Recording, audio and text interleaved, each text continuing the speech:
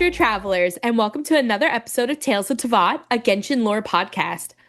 In our last episode, we talked all about Haravatat Professor Feruzan, her love of linguistics, and why we should have called her Madam instead of Professor. This week, we are heading back to Nod-Krai as we discuss Acts 5 and 6 of the Archon Quest and talk all about Moon-Prayer Night. Are you fading into oblivion? Yes. Is your life force slowly being drained from your body to the point where you think you might cease to exist? Well, fear not, fellow moon maidens. Hop right on into our portal, because what's the worst thing that could happen if you do that? And head over to our website, talesofteyvat.com, where Tiff has gathered some inspirational murals for each episode we do, all gathered together for your closed eyes to enjoy somehow. While you're on our site, check out our past episodes, seasons, and specials. Finally, feel free to email us at talesoftevatpod@gmail.com, where Albedo will take some time away from experimenting on Moon-Prayer phantoms to check our mail, make sure it's not laced with anthrax, and get you the hard-hitting answers to questions that you guys want. Travelers can also feel free to check out our Ko-fi, where you can buy us a cup of coffee, or check out our merch store. All proceeds go to funding all-night moon praying, as well as all of our experiments. Moon praying. Moon pray. I'm going to use all the money on the stalls at Moon-Prayer Night. Can I get off of work to do my moon prayers, you think? I've heard that it's up and coming, but you really have to be at a very progressive business. Definitely don't expect that from any small companies anytime soon. Right. We're just starting to get Lunar New Year some places, guys. All right. So a quick little recap, I mean quick. Between Acts 1, 2, 3, and 4 of the Nod-Krai Archon Quest, we found out all about Rerir and his tomfoolery. We locked him away with the help of Albedo, best boy, Durin, second best boy, and Dainsleif, who looked his ex-bestie in the face with a middle finger in the air. We also learned a lot about the moon goddesses. We learned about Columbina being one of the 3 moon goddesses / moon sisters. Or if you really want to call her a princess, like I did by accident in season 1, you can too. We learned a lot. There was a lot of confirmations. And we basically leave off after Act 4 saying, oh, thank God, Rerir is locked away. Nefer's not actually blind. We're all alive. I will say I was really annoyed because when I went to start Act 5, I was immediately locked because Catherine was busy. Yeah. And I was like, are you fucking kidding me, Catherine? You of all people? Doing what? Just standing there staring into space? I think she was eating. No, I actually have no idea what was going on because the next thing I knew, I was in the Archon Quest. And I was like, oh. See, she kept telling me, she kept repeating to me, I have nothing for you, go away. Because wow. I triggered it and then I waited a few days and she just kept telling me there's nothing to do here. So I kept having to go to another country to go to my commissions. Oh, I think that happened to me too. Yeah, I remember that. I was like, I guess I'll just go to a different Catherine, and yeah. It worked. I like how you guys were like, I'll just go talk to another Catherine. I was like, I guess I'll just go fuck myself. I just sat there staring at her like I was Sandrone. But Act 5 starts with us coming down from the high of beating Rerir. And Paimon and the Traveler are talking. And Paimon's like, so what about your spaceship? And the Traveler is kind of like, shut up, Paimon. Because all the Traveler really could think about, though, is how weird it is that Dottore hasn't shown up yet. And I was like, why are we questioning it?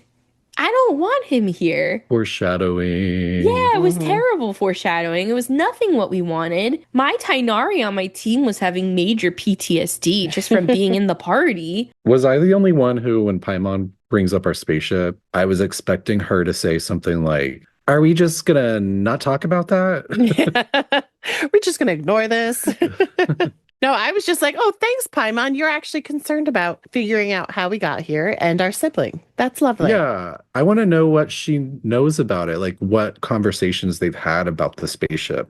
I mean, if you None. think about it, no, they have. Like in the beginning, like that was like a big deal when we first got to Nod-Krai. It was like, oh hey, my spaceship landed here, and we're like, what the fuck are you talking about? But that's it. Like, I don't think there's been any off-screen conversations. Like, But that's the thing, we never know. Yeah. You know, Well, like the old outside of retcon like stuff. this isn't the Duffer Brothers, guys. Things are happening on screen here. but I think like Lauma actually, we like asked Lauma and she's just like, maybe Columbina can figure it out for you. We bring it up a couple times. Yeah, but every time that's all they say. Maybe they can figure it out. Maybe they can Yeah. figure it out. Why don't you just go fuck yourself, traveler? I don't know. That's how I felt at first during some of these moments. I was like, damn, like, okay. So anyway, we decide that we're actually going to use our time not to think about our spaceship, not to think about the doctor. We're actually going to go check on Columbina because we figure she must be exhausted after the battle with Rerir. She used so much energy, so much Kuvaki. Paimon is like, you know, like when a friend who's not single is giving advice to their single friend, and they're like, the moment you stop looking for the person is when you find the one. And she's doing that like about our spaceship. Like, you know what? Let's just like hang out and Nod-Krai and do other things and like just keep an ear out just in case. And that's probably when we're going to find out something about your Yeah. spaceship. Mhm. Meanwhile, she secretly hid our spaceship from us. Yeah. I'm convinced. So we go to check on Columbina. She's sleepy. There's a lot of interesting conversation about like social etiquette. But Columbina tells the traveler that she still plans to return home to the moon before she officially disappears. And that she plans to do this on the night of the Moon-Prayer, which is when the moon is the closest to Teyvat. And then she's going to attempt to ride the tide, Paimon later tells us. That's our analogy. Also, the traveler is talking. There was so much traveler talking. Oh, I loved it. Yeah. Loved it. Finally. Yeah, I was like, whoa. Finally. Although she does, well, whichever one you play as, sorry, I said she. Traveler does like say something a little like, ha ha ha. And Columbina's like, oh, a joke. Albeit not a funny one. I was like, wow, this bitch is finally talking. And she's just like, oh, this wasn't funny. I love Columbina so much. So much. When she told me I wasn't funny, I was like, bitch, I'm going to get you grounded here. No moon for you.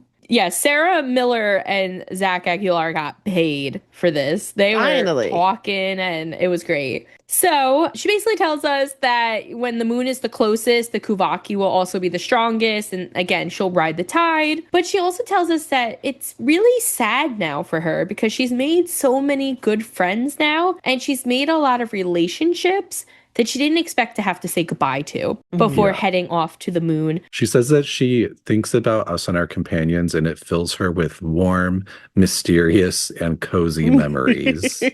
Why mysterious? I know. What is the mystery? Is it the spaceship? Is it, yeah, like, are we mysterious because of our spaceship? Is it the Maybe. hibernation chamber? They're like, you hibernated for so long. She's like, and you have a key. So then Columbina is like, so you came here for my moon juices, right? And we're like, oh. Not moon juices. She does. She like puts out her hand and she's like, you want the juice? And You want we're it? like, no. She's like, you want it? You want it? We're like, no, stop.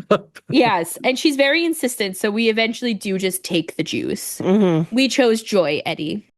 So Traveler decides that they want to throw Columbina some sort of farewell party to celebrate everything she's done, not only to help Teyvat, but to help us and to help our friends, and to also honor Columbina on Moon-Prayer Night. Because Moon-Prayer Night is, in the end, basically like the Subaru Festival of Nod-Krai. It's a celebration. Sub-Zeros. Yeah, I'm not trying that again. It's the celebration of, you know, Columbina coming and being born on Teyvat. Yeah. So we decide that we're going to invite her out to the big festival. And Columbina is like, girl, there's a warrant out for my arrest. Yeah. These people think I'm a god. Like, do you really think that's a good idea? And we're like, pish posh, fuck it. Don't worry about it. She's like, we'll take care of it. She's like, there are ice. Yes, like roaming the streets looking for me. Mm-hmm. But I do love that she talks about how she would like to pack a few more sites from this world into her suitcase before she leaves. And I'm like, what suitcase? Her brain. It's so cute. I just want to put a little pin in that because Yeah. we'll talk about her quote unquote luggage later. Yeah.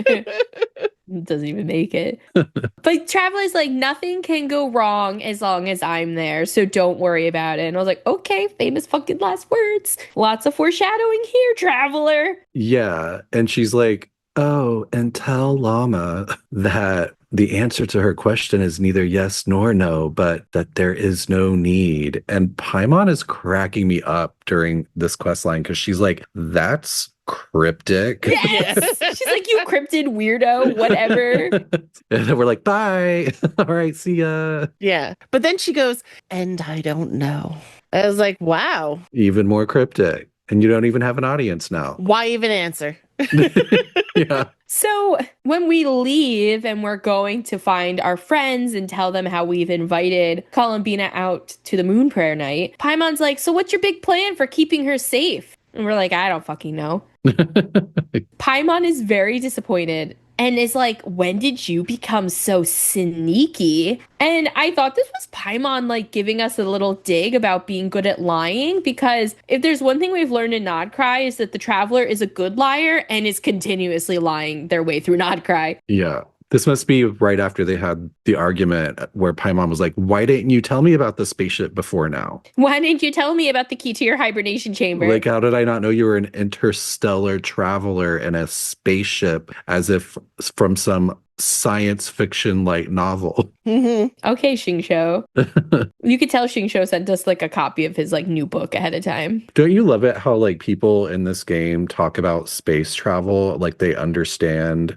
what space is like? They don't even know there's a false sky. I know. Yeah. So like, how do they know what it's like to ride in a spaceship or what space even really is? Maybe they're all like eating the shrooms. Oh yeah. It's just all tripping balls. Thanks, Varessa. So we leave and we go to find Lauma, and we find her with Varka, and they're at the science talking festival stuff. And we're all like, Varka, why are you here? And he goes, I drank too much and I just woke up here. And I was like, this is our leader? Why is Gene not in charge? Why is he in charge? I know, he gets on my last nerve. There's a lot during of these moments. 2 acts. Yes, where I was like, who are you? Just like, he's the worst. I was like, put anyone else in charge, not him. And Lauma is like, oh, he's overseeing the Moon-Prayer festivities in Nasha Town. And he came over to go over details regarding decorations and custom cloth designs. And then we find out that like he just came over to tell her to do it. Yeah, he's like, yeah, that too. And Paimon kind of has like her Venti moment. She's like, that too? Like she was gonna throw hands just like she does with Venti. I was like, I think she respects Varka a little more than the Tome Death Bard, which is hilarious. But she also sees right through him, I think, at times. Yes. She's just like, really? So once we get past Paimon and Varka, butting heads, Varka explains that the people in Nod-Krai are actually really looking forward to the festival, and that they're really hoping that the festivities bring a lot of positive vibes after everything that just went down with Rerir. And we're like, I thought this was just like a Frost Moon Scions thing. Like, why is everybody like, why is it even in Nasha Town? This makes no sense. And Llama basically is like, it's like Christmas. Yeah. They say that basically it started out as a cult specialty, and that eventually it kind of caught on, and that the event has become more of a spreading positive vibes event across the nation. Yeah, Paimon likens it to like how the people of Liyue celebrate Lantern Rite, Yes. even if they don't necessarily like believe or worship the Adepti. So we inform Lauma and Varka that Columbina is coming to the big party. Varka is surprised, and Lauma assumes that her plan is to then return to the moon after the festivities. They were like, yeah, by the way, she said yes, no, maybe so to your answer of whatever the question was. That's all we know. Varka also compares at this point the celebration to Windbloom, and he starts talking about happy couples celebrating Windbloom for the first time, and like how obvious it is that like there are people celebrating as a couple Windbloom for the first time, and that's what Columbina is going to be like at the Moon-Prayer festivities. And I'm like, Varka, are you still drunk? Like, Yeah. what are you talking about? You're comparing Columbina to a young couple in love. Yeah, it was odd, right? Like, why is it important that we're talking about a couple? Right? Yeah. Couldn't it just be somebody enjoying Windbloom for the first time? Yeah, like Kale. Because he could literally be like, remember that green-haired girl? Yeah, well, he wasn't there. But I guess Windbloom is supposed to be kind of romantic, right? Yes, but again, why? Who is Columbina in love with? Me?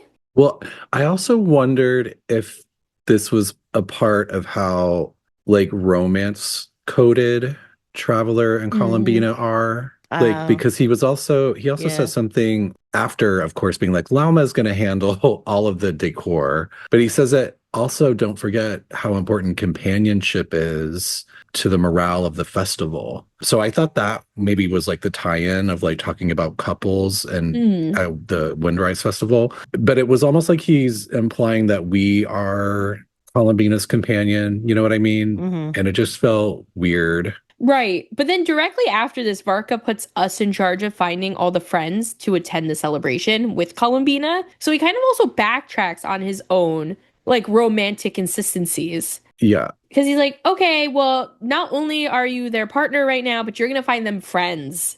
And I'm like, oh. Yeah. And Lauma's going to do all of the decor. I think he decides some other people are going to do some other stuff later. Like, he's basically just making sure all of the work is being done by others. Which is basically how he has run the Knights of Favonius. Right. So we're going to head out, but Lauma is like, actually, I want to show you something first. And I'm like, oh, okay. Yeah. And then we go to the cult drum circle. I know. I was like, oh, is this drum corps? Am I in drumline? Is this? And it was so weird because, like, they literally were just like, drums. Yeah. That's it. It was just Kuhenki just hitting it like, bah, bah, bah, bah, bah. You hear some man in the background going, Kalima. And then they also, I believe at this point, show us some of like the snacks and stuff. And Paimon is like, oh my God, food. And Varka makes a comment basically suggesting how easy it would be for Paimon to join a cult if they just had good food. I mean, is he wrong? No, and he's especially saying, like, you could join the Scions. Like, they do have good food. So before we leave, Lauma actually pulls us and Varka to the side again. She's like, all right, you saw my drum corps. Come farther away from the people now. So now we're getting murdered as part of the cult initiated. Lauma tells us that she's very sad to see Columbina leaving and actually mentions that she had invited Columbina to stay with her at the Scions, noting how sad it is for her to see Columbina not welcome in her birthplace. We relay Columbina's message to her of there is no need. And Lauma kind of realizes that it means, or she interprets it anyway, to mean that the Scions most likely no longer need a moon goddess to worship anymore. But then she gets kind of like defensive and is like, but I didn't mean to invite her to be worshipped. Yeah. I was just trying to give her a place to stay. Like, I was just trying to give this bitch a couch to crash on. Yeah. And that's when Varka steps in and says, Oh my God. I actually think I'm really qualified to talk on this topic because obviously he's also a moon goddess. And he says, when someone's about to depart on a long trip, what they need is blessings, not burdens, and that we should wish her the best and not make the journey harder than it already is. Smartest thing that man has said this entire time. This douchebag. I can't. It was like, I mean, he's right. You don't need to be like, hey, you know, it really sucks that you're leaving. Just be like, sucks. Just sucks. Yeah, it sucks, but we're not going to tell you that. We're going to tell you that we love you and that we miss you and blah, blah, blah, blah, blah.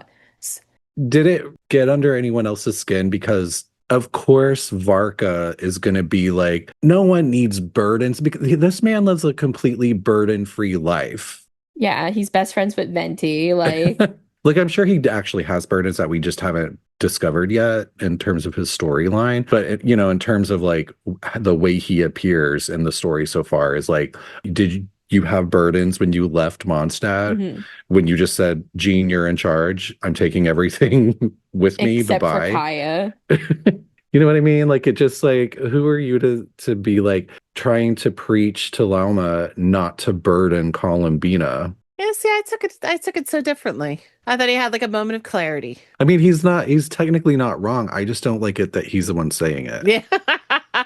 Fair enough. So we then return to Nasha Town with Varka, where we see the best thing ever, Albedo, and also Durin and Flynn's. And they're being really cryptid and talking about some investigation from Alice. Do you mean cryptic? I think you're Cryptid. saying cryptid. I That's meant like a cryptids. monster. Oh, I mean, there are cryptids. All three of them. But cryptid. Have you been to the cryptid museum in Salem? No. It's really cute. It's fun. Yeah. It's like a cryptozoology museum. Do you think Albedo's there? Oh, totally. They do have like a fake mermaid. Ooh. Okay, we gotta go to Salem soon. But yeah, they're being very cryptic about an investigation. And Varka tries to talk over them, and Paimon very quickly humbles Varka into letting others speak. So Durin explains that he and Albedo noticed that there were abyssal creatures out in the wild, but Durin wasn't sensing any abyssal energy on them. So when they looked closer, they realized that they were looking at monsters that were more like a mirage, see but no touch. Even Albedo thinks this is very strange, very weird, very unusual. And Flint's is like, oh no, it's normal. Yeah. This is like, we do this all the time. And they say that this happens a lot in Nod-Krai, especially as they get closer to Moon-Prayer Night. Mm-hmm. Flynn's, however, says he's not used to the abyssal monsters showing up. It's usually just people. So he's going to look more into it. And then Varka looks at Durin and Albedo and goes, what about you boys? What are you two gold brothers going to do? And Albedo's like, well, Aunt Alice asked for Durin and I's help with an experiment that we're not going to tell you any details about. But now we're really just waiting for Alice to show up or call. We're really not sure what's going to happen, but she'll tell us and we'll know. Right. As soon as they agreed to help her with her experiment, they lose contact with her. And then we get the best two lines where Albedo says, we don't know when the wind will blow, yet when the wind blows, we will know. That in a nutshell describes how Alice operates. And Paimon gives the best deadpan. Yeah, that tracks. Just throwing Alice shade. I loved it. Yeah. I love it because, like, for Albedo, that's like his like crazy aunt, you know? Yeah. He's like, this bitch is wild. And Paimon's like, dealt with your aunt a few times at the grocery store. Yeah. So Varka, though, is very stuck still on the mirages. So we decide that we're actually going to go check in at the curatorium and see if Nefer or anyone on her team knows anything about what's going on. Yeah, and to invite her and her staff, quote unquote, to the festival. I love it how they refer to Yehoda as her staff. And like the there's cat. more than one. Yeah. Was the cat invited? Well, the staff was invited, and the cat is part of the staff. I'm assuming the box that held Rerir was also invited to the festivities. I mean, that's like a living, breathing being at this rate. I mean, maybe that includes Dory at this point. She's an extension of the crew. No, I'm sure they have. I think technically she does have like other contacts and stuff around the city. I've never seen anyone that's like on her staff. They're in the shade. They're in the shadows. Yeah. She don't want us to know everybody. That's too much info. So, shadows aside, we find the curatorium, which I hadn't been there in a very long time and got very lost when past it twice. We find Nefer at her place of work, as expected. And she's like, yeah, these mirages are happening more than normal. And I actually have Yehoda out right now gathering intel. Nefer even suggests at this point that there could be a specific person or group of people's memories that are being brought back to life. And it really made me think about like the ley line phenomena that we've seen. If you think about Hidden Strife, which was the D-Luke Kaya backstory event with the red ley line that was showing D-Luke's past, and we also know from the second A story quest out in Inazuma that the ley lines through the branches of the sacred Sakura were also showing the past. So I was like, ooh, this is another part of Lisa's ley line yarn ball just coming apart. Yeah. So then Nefer says that some of these human mirages are actually claiming to be from Hyperborea, a place that existed over 6,000 years ago. And here's where like I'm sure all three of us were like perking up while we were playing. Oh, yeah. Like 6,000 years ago? You mean when Zhongli was young? Mm-hmm. Like the earliest in the actual timeline that we have established? I know. I was like, does this mean Zhongli like knew the Hyperboreans? Also, like Mm-hmm. we later find out Hyperboreans are closer related to not related to dragons, but they saw dragons probably. And I was like, Zhongli is a dragon. Well, they're that old. I also like, though, she points out, like, well, we know that because of their clothing. I'm like, they don't look like they're wearing old ass clothing. I was like, it's people, like our last episode, we're talking about Farazan. Like, she don't look like she's wearing old lady clothes. Do you know what all I could think about when I looked at the Hyperboreans when we do see them? Good. The guy giving out the chocolates in Sumeru during the Subaru's festival, they look just like that guy. Yes, with the garden gnome hat. Yes. I was like, they're all clowns. Like, I was like thinking of you, Tiff. I hate those hats are so stupid. Yeah, they look, to us, culturally, they look goofy. Yes. Because, yeah, we do associate them with like clowns and garden gnomes. Yeah, but their actual clothes were pretty. Oh yeah, and their hairstyles I liked. Like the girls I thought had really cool hair. That's besides the point. At this point, Varka decides that he's actually going to leave all the investigation stuff in Albedo's hands, citing that he used to doze off every time the pre-Knights of Favonius era came up in class anyway. Ugh. And I was like, so this man went to night school, Knight, did terrible, paid no attention, literally didn't learn anything prior to the existence of the Knights, somehow still became the Grand Master. So he must be a Nepo baby, right? Probably. Like, that's like the only explanation is that there's nepotism involved. I think if you do some of the exploration stuff around Nod-Krai, you know how like they have stuff in Nod-Krai that is like interactable stuff that's locked behind having a certain character? Yes. So they definitely have things that you have to have that like will only activate if you are playing as Varka. And it makes it seem like he maybe is like has like the spirit of Boreas like within him, that maybe he like inherited that or something. Nepotism. So I definitely think there's like some stuff to explore with his character when it comes to that.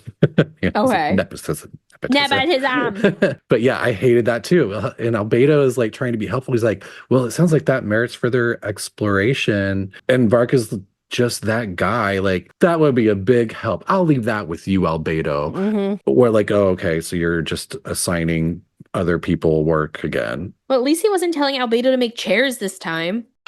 Oh, but don't worry, he will. I know, always. He's like, actually, can you make me a bed? He's like, can you make me a recliner? He would totally be in like one of those really, really like overly fluffy recliners, like with a cup holder, watching the game, you know? He's got the socks on the bottom of his feet to say, if you can read this, get me a beer. Yes, exactly. Jean literally just throws the beer at his head.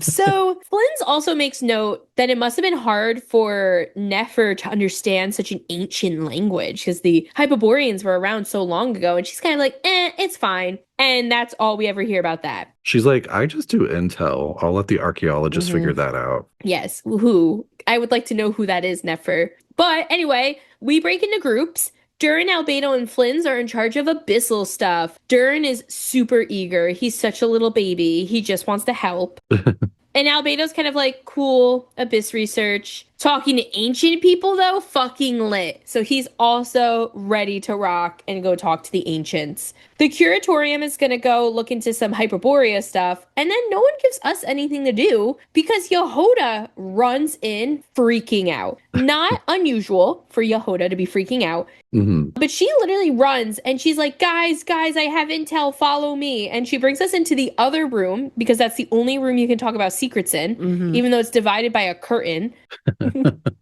You don't know, it could be a mystical curtain. And you know what? You might be right. But for right now, it's a fucking curtain. It's like, we're just like, I could see your toes underneath the fucking curtain, you know? But whatever. She says that she saw a mirage of a flying ship at Star Sand Shoal. And everyone's like, ooh, a ship. And then you hear like Paimon being like, key to your hibernation chamber. Yeah, she's like, that must be your spaceship. Yeah. And then Yehoda's like, you came here in a spaceship? Her mind is blown. Finally, the reaction that I've been waiting for like from literally anyone in this game. Yeah. But then Yehoda's also mad because she's like, this isn't new intel. Damn it. Oh, yeah. Like, I almost feel like she was more mad that we already knew about it than it was us. Yeah. Well, then Nefer gets mad at her for sharing it for free. Yes. Yeah, even though we already knew. She's just like, you could have charged for that.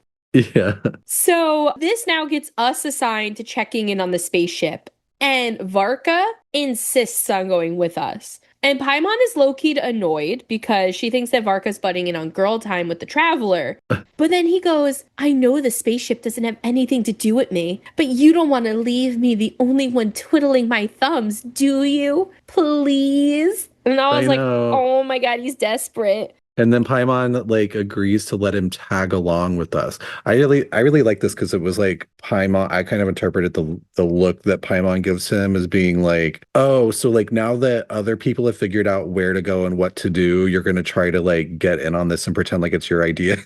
I also, though, at this moment became very suspicious about Varka. Like when he was like, please, I was like, oh my God, he's desperate. I was like, so what if he's Dottore? I love that theory. I convinced myself for a very long time that this was a Dottore segment.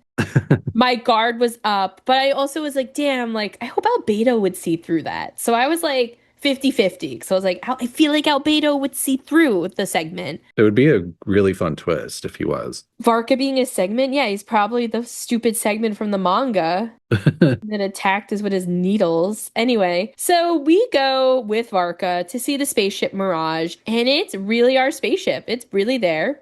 It's definitely ours. And there are some phantoms and some real people hanging out nearby. Lauma also is there when we get there. And she says this is the first time she's ever seen human phantoms around this type of phenomenon before. And she doesn't know much about it, but she thinks that it's related to the heightened Kuvaki energy after everything that we did with Rurir. So Lauma offers to help us look around and see if we can get any intel on the spaceship. She tries to talk to the Mirage people, and they don't really answer. So instead, Lauma talks to a Mirage deer, because that's what Lauma does. Yeah. And Mirage Deer and Mirage Deer's friends agree to look into it. The best is, though, they'll only look into it, though, because Llama's going to tell them where to go get the good food. And they make a big deal. They're like, well, I guess the fruit and stuff would be the same place. Like, that wouldn't have changed. And I was just like, she's the moon chanter. Just do it for her. They're not the moon chanter of her time. Their time, though. Yeah. They're like, we don't know this lady, this buzzumy lady. So the animals report back that the spaceship is very robust, it is not damaged at all, and that whatever inside is very well defended from harm. And I'm like, yo, we're inside. I'm well defended from harm. I love the idea of like, you know, when you're watching like a detective show or movie and the detective has to like go into like a drug den or somewhere dangerous to get intel, and they always end up having to like pay the person or give the person something. I imagine Llama doing that with these phantom animals, but it's like the payment is just like the location on berries. Mm-hmm. Like, you want those good berries. Yeah. I know you do. And there's only one way you're going to get them. I need you to tell me everything you can figure out about this spaceship. Which is not much. But Varka is not sold on this lack of information from the animals, and he attempts to talk to the human phantoms. And all he really gets out of the humans is that this spaceship has been here for a very long time. People are talking about their grandparents and their grandparents' grandparents knowing of this spaceship.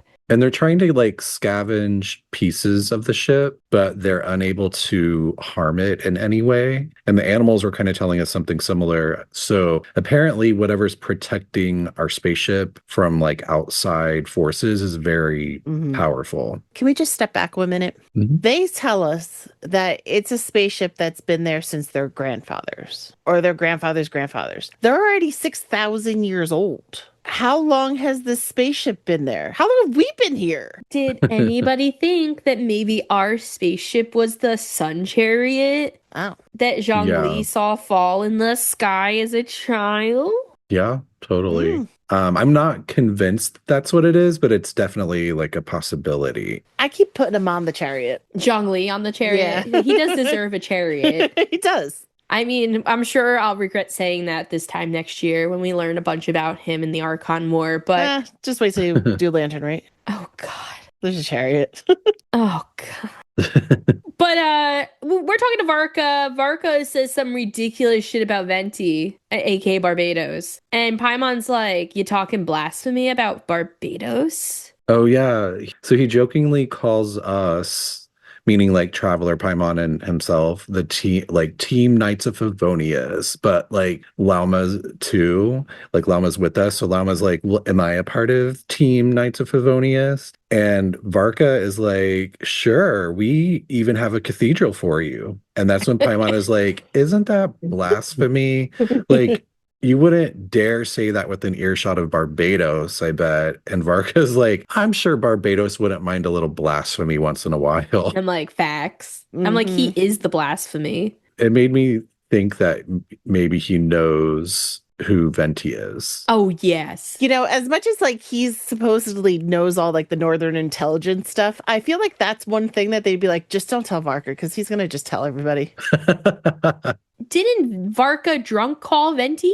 Wasn't he like, oh, no, Venti called Varka by accident. Varka was like, Barbados, is that you? Hey. Oh, yeah. Was that during paralogism? Yes. So he definitely knows who, like, Varka is. Like, they know each other. They know who. Maybe he doesn't know the true identity. Maybe he's seen Venti in wisp form. I don't know. But he probably knows all if Jean knows, you know? Right.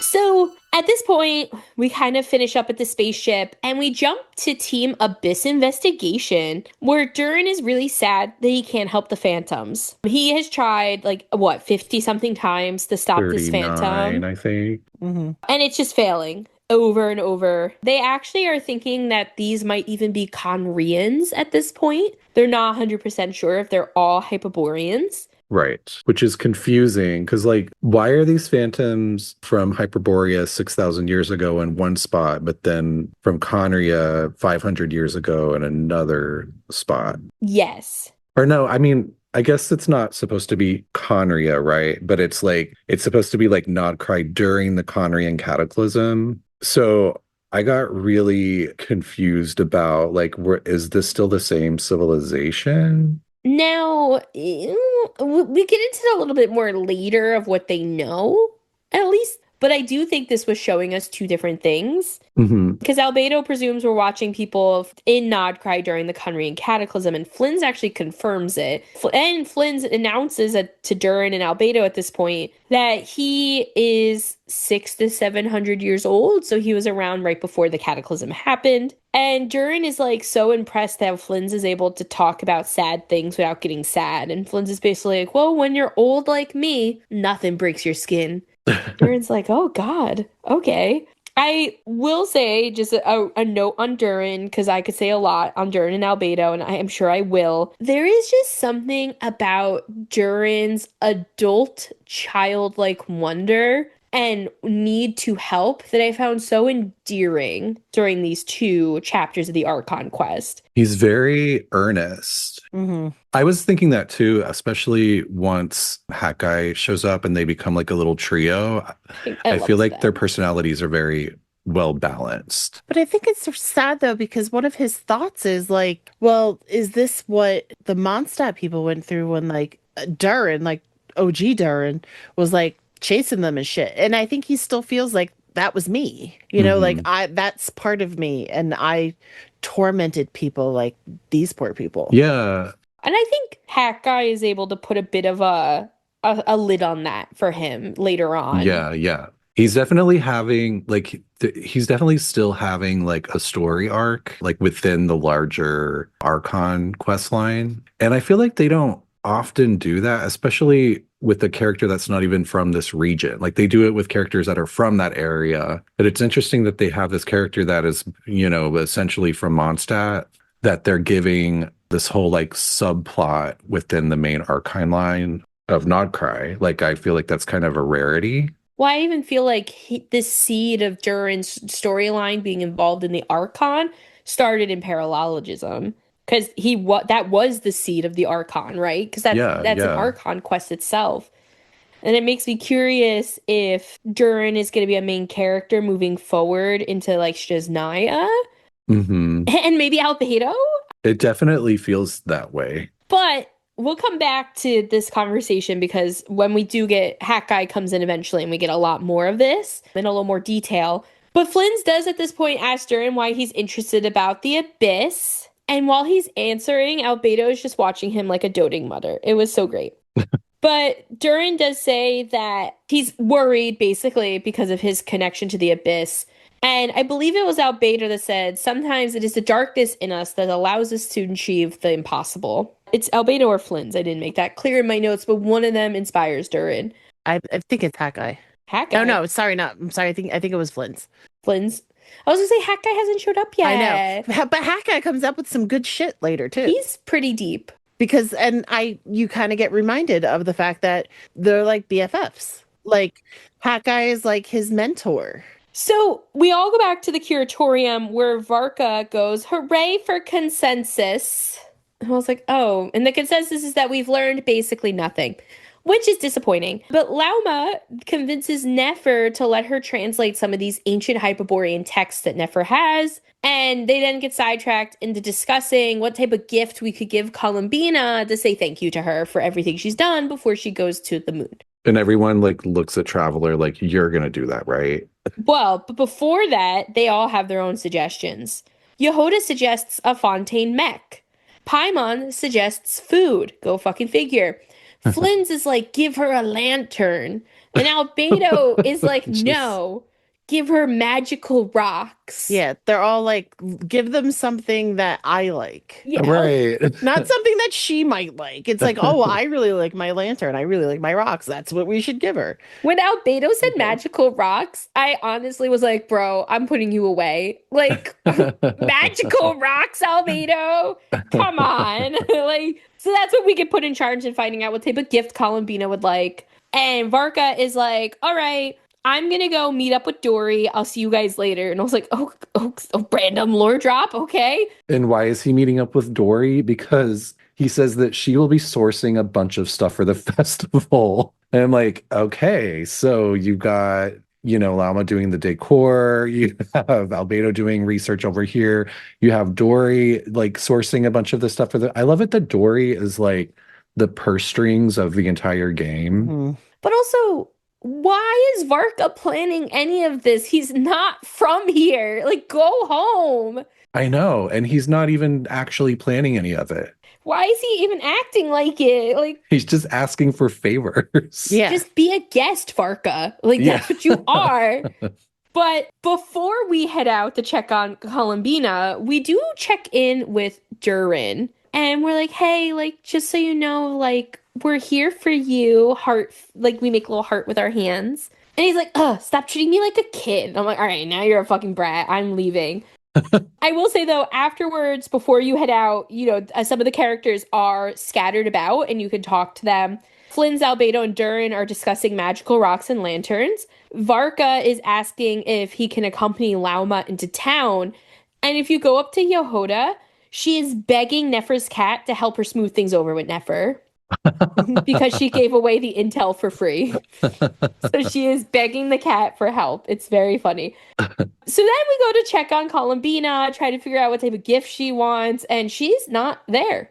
We can't even sense her. And her flowers are looking very pale. Mm-hmm. Yes. But before they realize that maybe something is wrong, the traveler is like, maybe Columbina went for a little walkie. And I was like, a walkie? Oh yeah. When she's talking about maybe Columbina took the Kuhenki for some walkies. I was like, what is this? I was so mad. And Paimon's like, they're not pets. Yeah. I'm like, they kind of are. Meanwhile, she's like, clap, clap, Luanatar. Yeah. So we leave and come back. She's still not back from her walkie, apparently, which is when we call for the Lunatar, who is like, yeah, I don't fucking know where she is either. But she's more like, meh, meh, meh, meh, meh, meh, and she shrugs. That's when we notice the flowers getting weak, and now we are worried about her. So we go to look for Lauma, who has also noticed that the flowers look sickly and has been coming to check on her as well. We panic together, we put our brains together, and we go to Nasha Town. Mhm. We're just constantly going back and forth between Nasha Town and Yeah. DC Island. I know. If I was wearing my Apple Watch, like my steps would have been out of this world. Seriously. We don't make it to Nasha Town all the way without running into a little bit of a strange thing on our way back over, because when we're with other people who can't just take the teleports, we have to walk. And we see a carnival stand, basically, with weasels and a mysterious voice. And we're kind of like, what the fuck is going on? And it's like, I'm the final boss. And you see like this like weasel pop up, and we're just like standing there like with the stupidest looks on our face, because we are like, who's trying to punk us? Like, we're not scared. We're not worried. We're just like, this is some creepy ass shit. We're like, the moon goddess is missing. Why is this mole telling me it's the final boss? Seriously. And then with the like grandeur you would expect, here comes Alice. Finally. In the flesh, not Dodoko Alice, but real Alice. With a wonderful hat. I'll just to put that out there. Mhm. It's a wonderful hat. But like, she gets her own little like title thing that pops up, and she's like, well, I heard that this was really important, like important people get this. And it's like the thing we usually see with the harbingers and stuff. And it says, great adventurer of the realms, Dodo King, defender of old Mondstadt, etc. But most importantly, mother of the most adorable Klee. Just like she remembers she had a kid. She also breaks the fourth wall because it's crooked, and she stops to fix Yeah, it. she Yeah. adjusts the camera. I was like, what is man. happening? Because I don't know.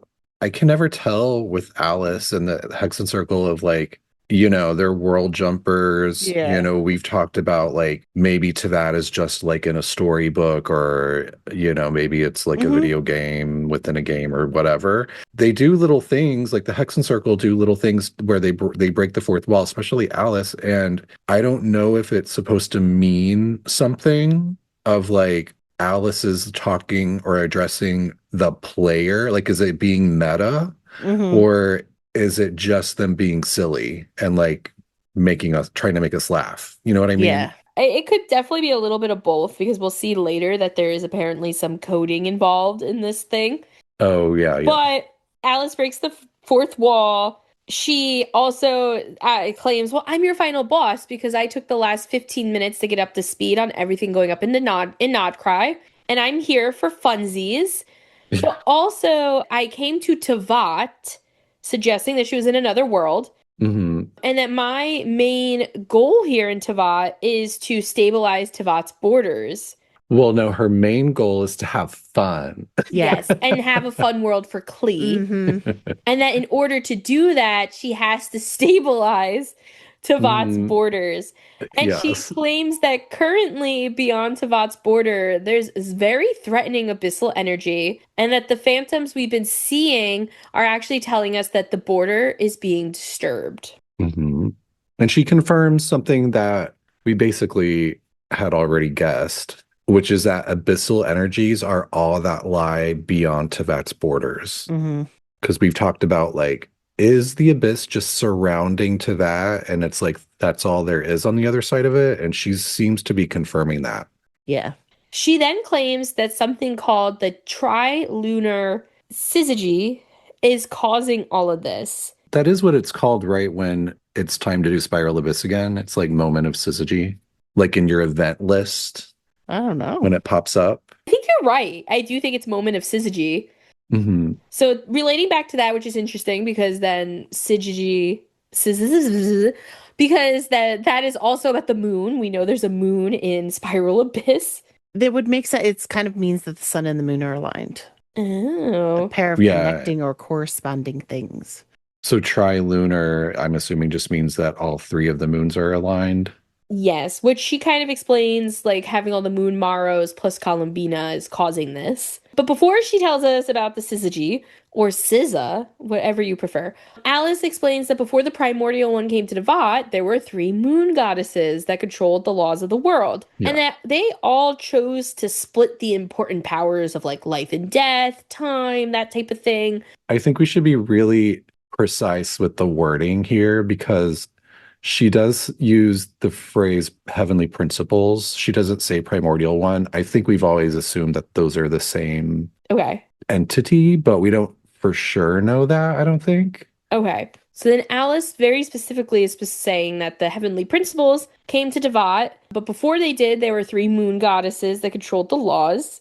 They very specifically did not give one body all the power. They kept it balanced and equal amongst the three of them, or the three of us. Are we the moon goddesses? I think so. She then continues to explain that right now there's a lot of moon real close together between the eternal moon marrow, the iridescent moon marrow, and Columbina, and that all of these moons really haven't been this close together since the War of Funerary Flame. Which I'm like, ooh, what's that? I was so excited. I was like, I remember talking about that in the timeline.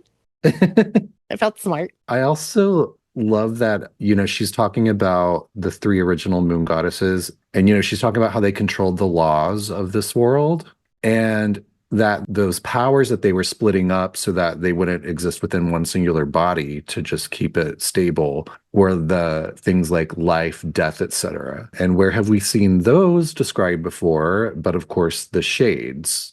Mm-hmm. So it's definitely kind of honing in on those theories that like the shades, are basically filling the role that used to belong to the moon goddesses. Yes, definitely.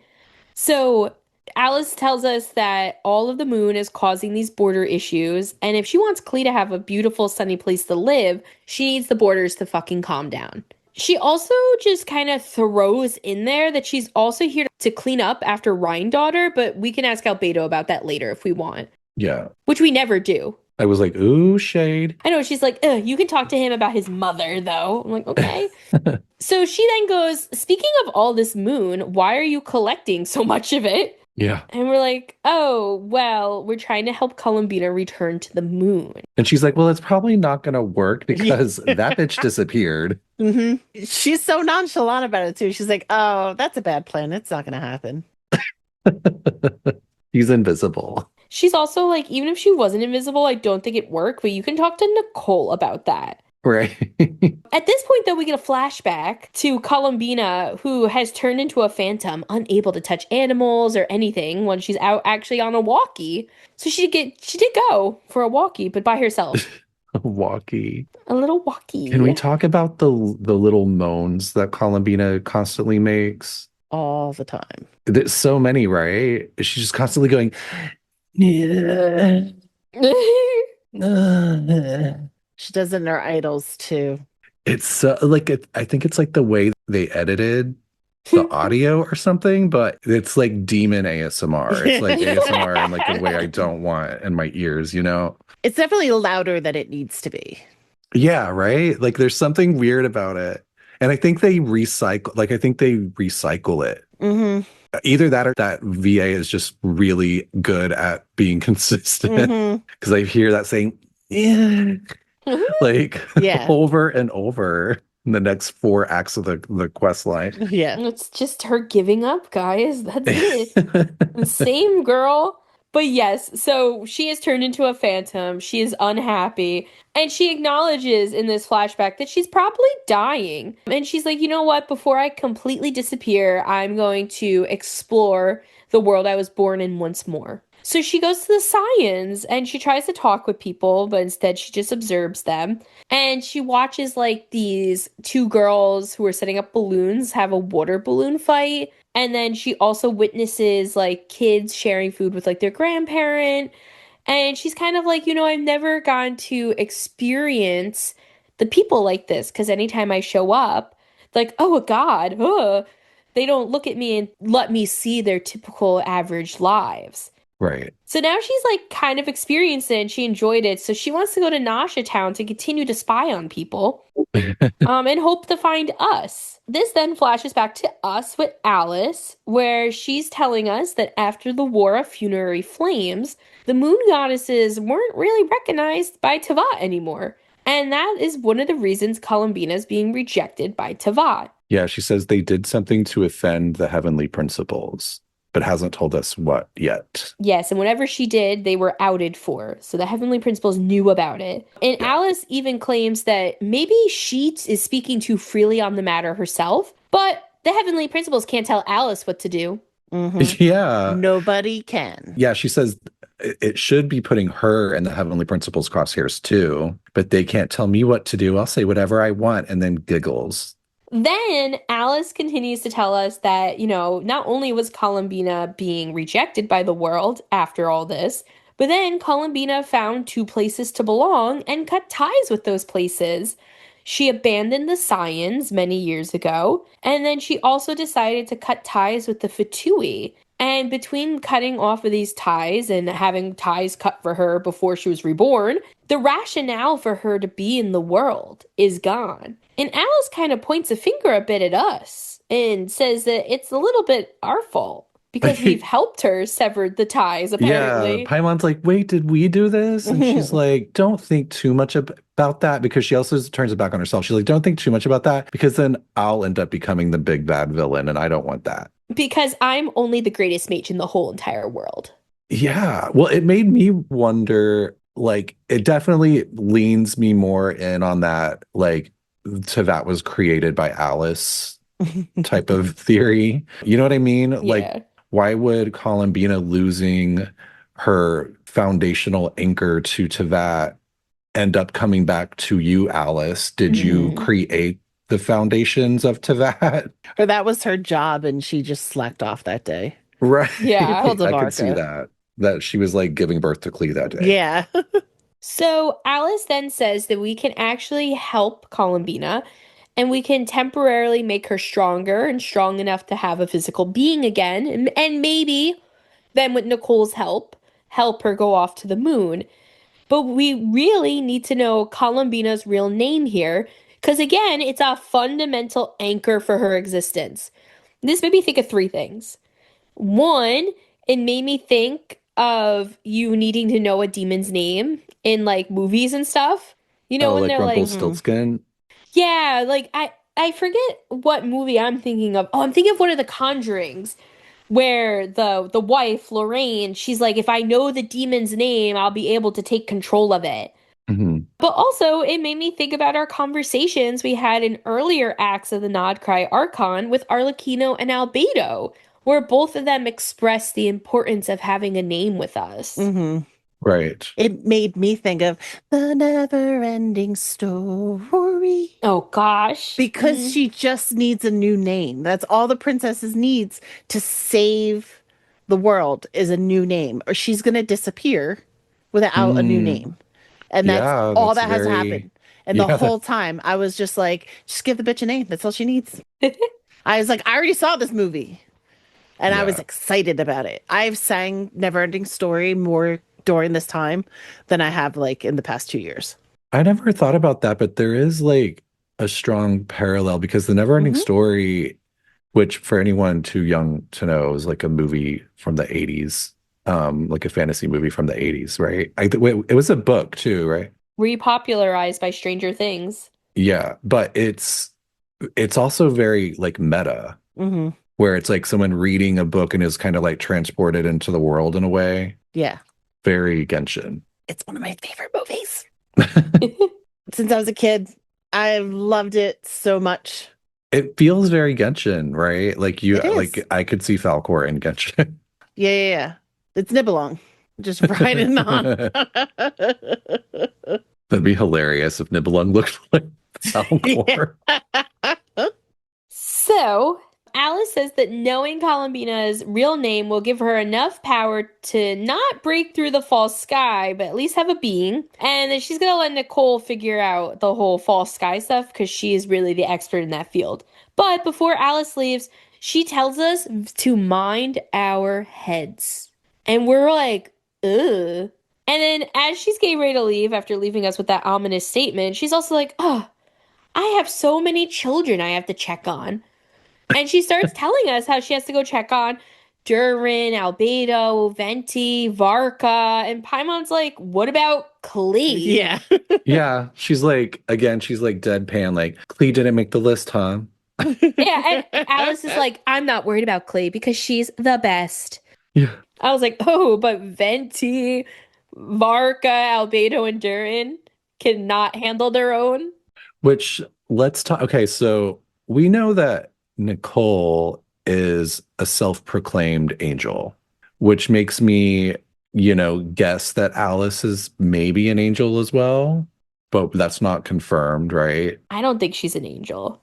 Maybe not, but I think it's like maybe not a safe assumption, but it's like a conclusion that you might draw, like if like just thinking like, okay, maybe all these hex and circle witches are angels and that's why they're so powerful. But if, she is an angel, does that say something if she thinks of Venti as one of her like adopted kids, basically, does that say something about like the relationship potentially between angels and gods? Oh, yeah, definitely. You know what I mean? Like, because I've always thought of Venti and Alice as being closer to like colleagues, like on the same level. But if she has a motherly type of connection with him, is she like it seems like she's way more powerful than him, right? Yeah. What is that relationship like? Like whatever she is versus a god. So I get excited over stuff like that because I feel like we get closer to discovering like the truth about like who the gods are and to that. Oh, definitely. We learn more about them later when we learn more about the War of Funerary Flame from Nicole. Yes. But yeah, so Alice leaves. I also wanted to mention that she didn't bring up poor D-Luke, who is another adopted kid of hers in Mondstadt. Or Barbara.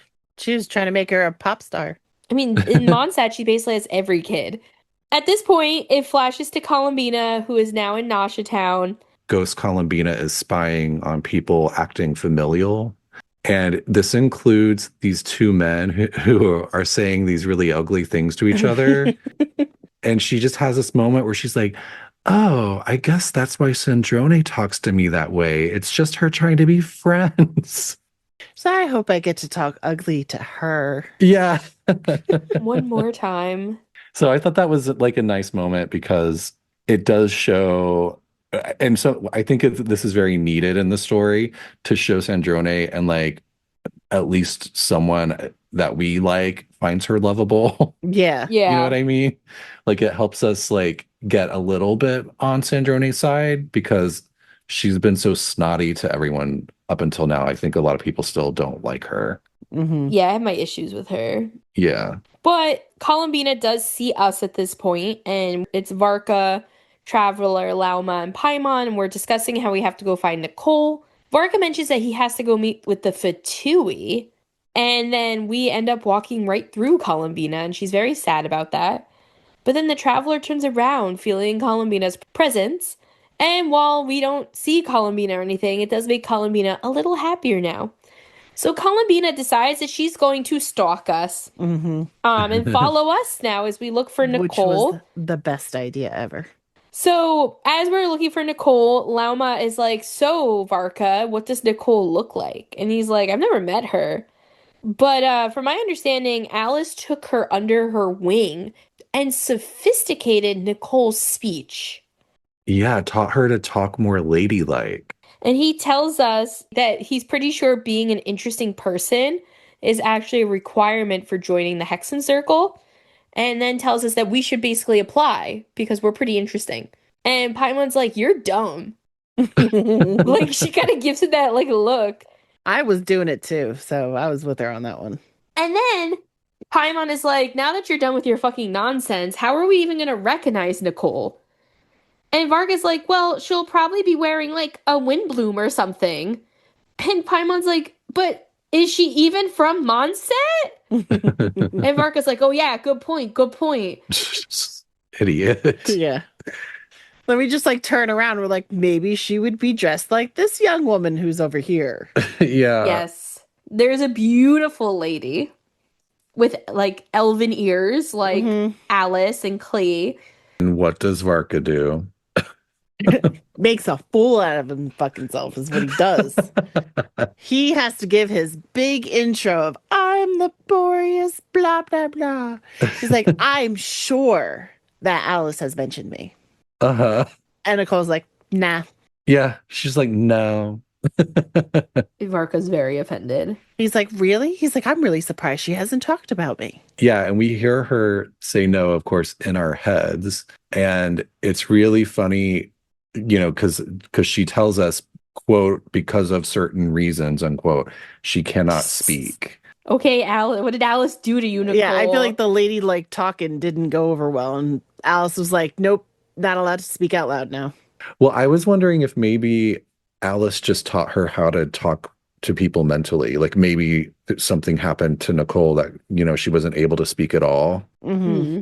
And maybe Alice like gave her the ability to in people's minds, which again, it's just like, who the fuck is Alice and why is she so powerful? Well, I will say that was my first thought too, but to go off of what Tiff said, at the same time, we learned that Nicole is quite a chatterbox, that she loves to talk about history. And I could see Alice just being like, okay, shut up.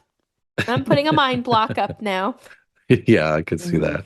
But yeah, she can't speak. She's very happy to formally meet us, though. And she said that we've met her at a time where fate has not yet been written. And she goes to introduce herself in this grand, beautiful entry. And this fucking stupid thing that Alice made introduces her. And she's so mad. And this is when we also find out that Nicole's a little bit of a hothead. Like, she's kind of like a kid in some, like, there's a few times where she gets mad and she's like, oh, like a little temper tantrum. Right. Like maybe she's not the best at interpersonal relationships or something, or communication. She says to us that she's very mad that Alice's stupid magic thing popped up because Alice is always ruining other people's plans. And she says that she thought she deleted all of the trigger conditions for the introductory little slide. And I was like, is this code? Right. Is this a computer? Are we back to the Honkai We're in ideas? a video game, literally in a video game. Nicole tells us that she is one of the very few angels who has maintained their preferred form and their power. So again, and Alice took this being under her wing, makes me wonder again, like, who is Alice and why is she so powerful? Because Nicole has been around since, at least 6,000 years ago. Mm-hmm. And Nicole's like, I think you've met someone like me. I'm like, and she says she's, similar to the Lord of the Night Kingdom in Natlan, who we love. Stuff that you want. I got the things that you need. It's funny too, though, like, because Columbina's standing there, like, what's going on? Like, she can't hear Nicole talk because Nicole's just talking in the living people's heads. Yeah, she doesn't know she has to put her words into someone else's mind. Yeah, I thought that was interesting. Nicole also says that she's been able to retain her power better than the Night Lord, Lord of the Night Kingdom, because she doesn't have a lifelong duty to fulfill like her. And I was like, so Nicole, she's a free range angel, just, right, vibing about with no needs and no duties, it seems. And then this is when we learn that Nicole is a history nerd. And she starts to tell us all about the Hyperboreans. Did you feel seen as someone that looks heavily into lore about this game? Yeah, I kind of got mad when everyone was trying to shut Nicole up. I know, me too. I'm like, no, let her explain more. We need to know these things. I'm like, the Hyperboreans, I just need to know. Shut up, Paimon. Because Paimon's all about priorities. There was one point where she was ready to tell us about, like, I forget exactly how she worded it, but it was something like the founding structure of Teyvat or something like that. And I was like, ooh, tell us. But then Nicole, like, interrupts herself and is like, priorities, Nicole! I'm like, now I have different priorities, Nicole! And between Varka and Paimon, everyone's basically like, no, just give us the short version. I'm like, God damn it. Damn you. They're like, dying friend, trying to help. And don't forget, though, Lauma gets everything off screen. Duffer Brothers. So Nicole tells us, though, what we do learn is that the Hyperboreans lived after the War of Funerary Flame, and that after the war, the moons retreated beyond the false sky. We kind of knew that. She explains that Nicole herself actually helped the Hyperboreans, and that even though the Hyperboreans accepted her blessings and the other blessings from angels, they all still held a lot of faith in the moons. And they wanted to talk to their moon goddesses beyond the false sky and get guidance from them because they weren't Mhm. aware that at this point they were all dead. So, the moons shattered and everything, and they went, ee, and they went to the false sky and then died. And they don't realize that the false sky is just a cemetery. And yeah, Columbina, while all this serious talk is happening, is chasing animals in her form, not understanding anything that's being said.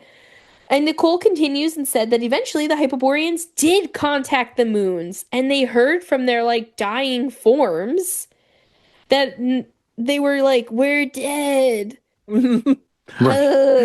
Leave us alone. We're Yeah, dead. let us be peaceful Move on. ghouls.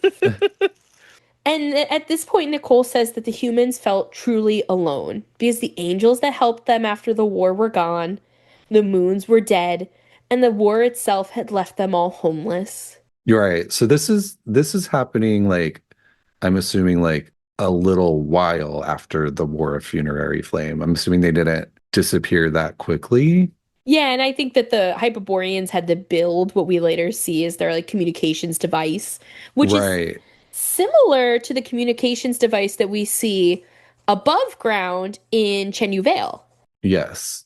I describe it like a mass relay for anyone who's played Mass Effect because they look similar to these basically travel hubs that shoot your spaceship at very high speeds to other relays. So I thought that was a fun little connection, something looking like that's zapping you up to the moon.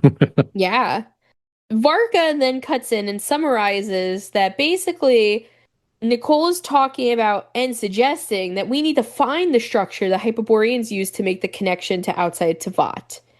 And Nicole is suggesting that if we find this device, we might be able to shoot Columbina to the moon. But Nicole does warn them that this device might not exist. This is from thousands of years ago, but maybe the Phantoms can help us find it. And Nicole tells us that she's going to figure out what to do. In the meantime, she talks to Lauma and takes Lauma up on her offer to write down the history that she just described later. They're going to meet up tonight, have a glass of wine, talk history.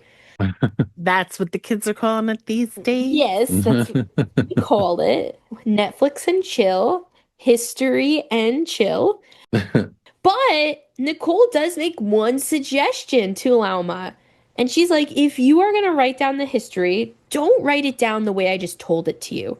Write it down as a fairy tale or a fable or even as a prayer, not in the words I'm telling you. Which takes us back to ye old Nahida and Yaimiko, who both have been writing tales that are really history.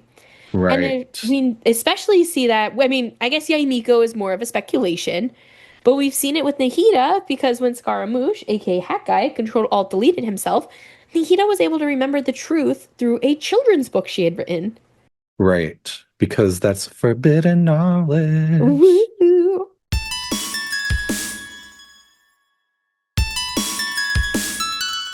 Okay, so it is decided that we are going to go back to the Frost Moon Enclave and we're going to look through history with Lauma and try to see if we can find more about Columbina's name. And Varka finally goes to his meeting with the Fatui.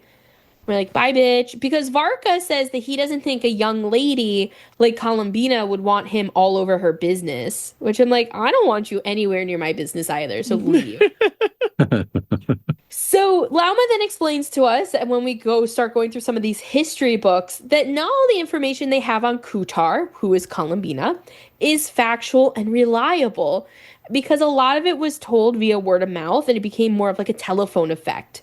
And so she's actually split everything up into reliable and unreliable narratives. So we flip through the reliable narratives first, where we don't find anything new, except for the name Kutar.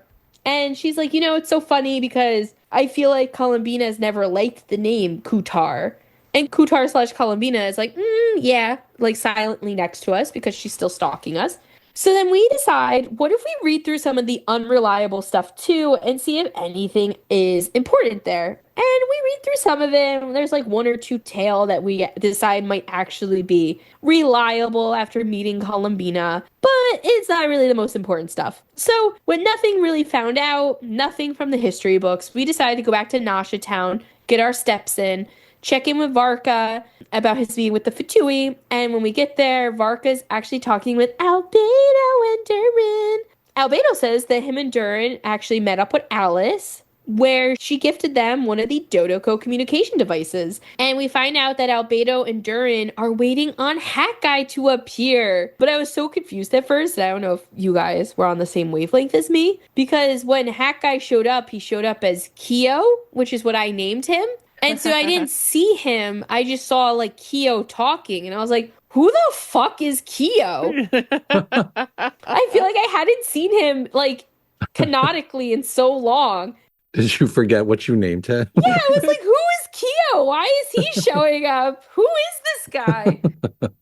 So basically, Kyo, for me, Hat Guy, we're going to call him, shows up. It's such a stupid name.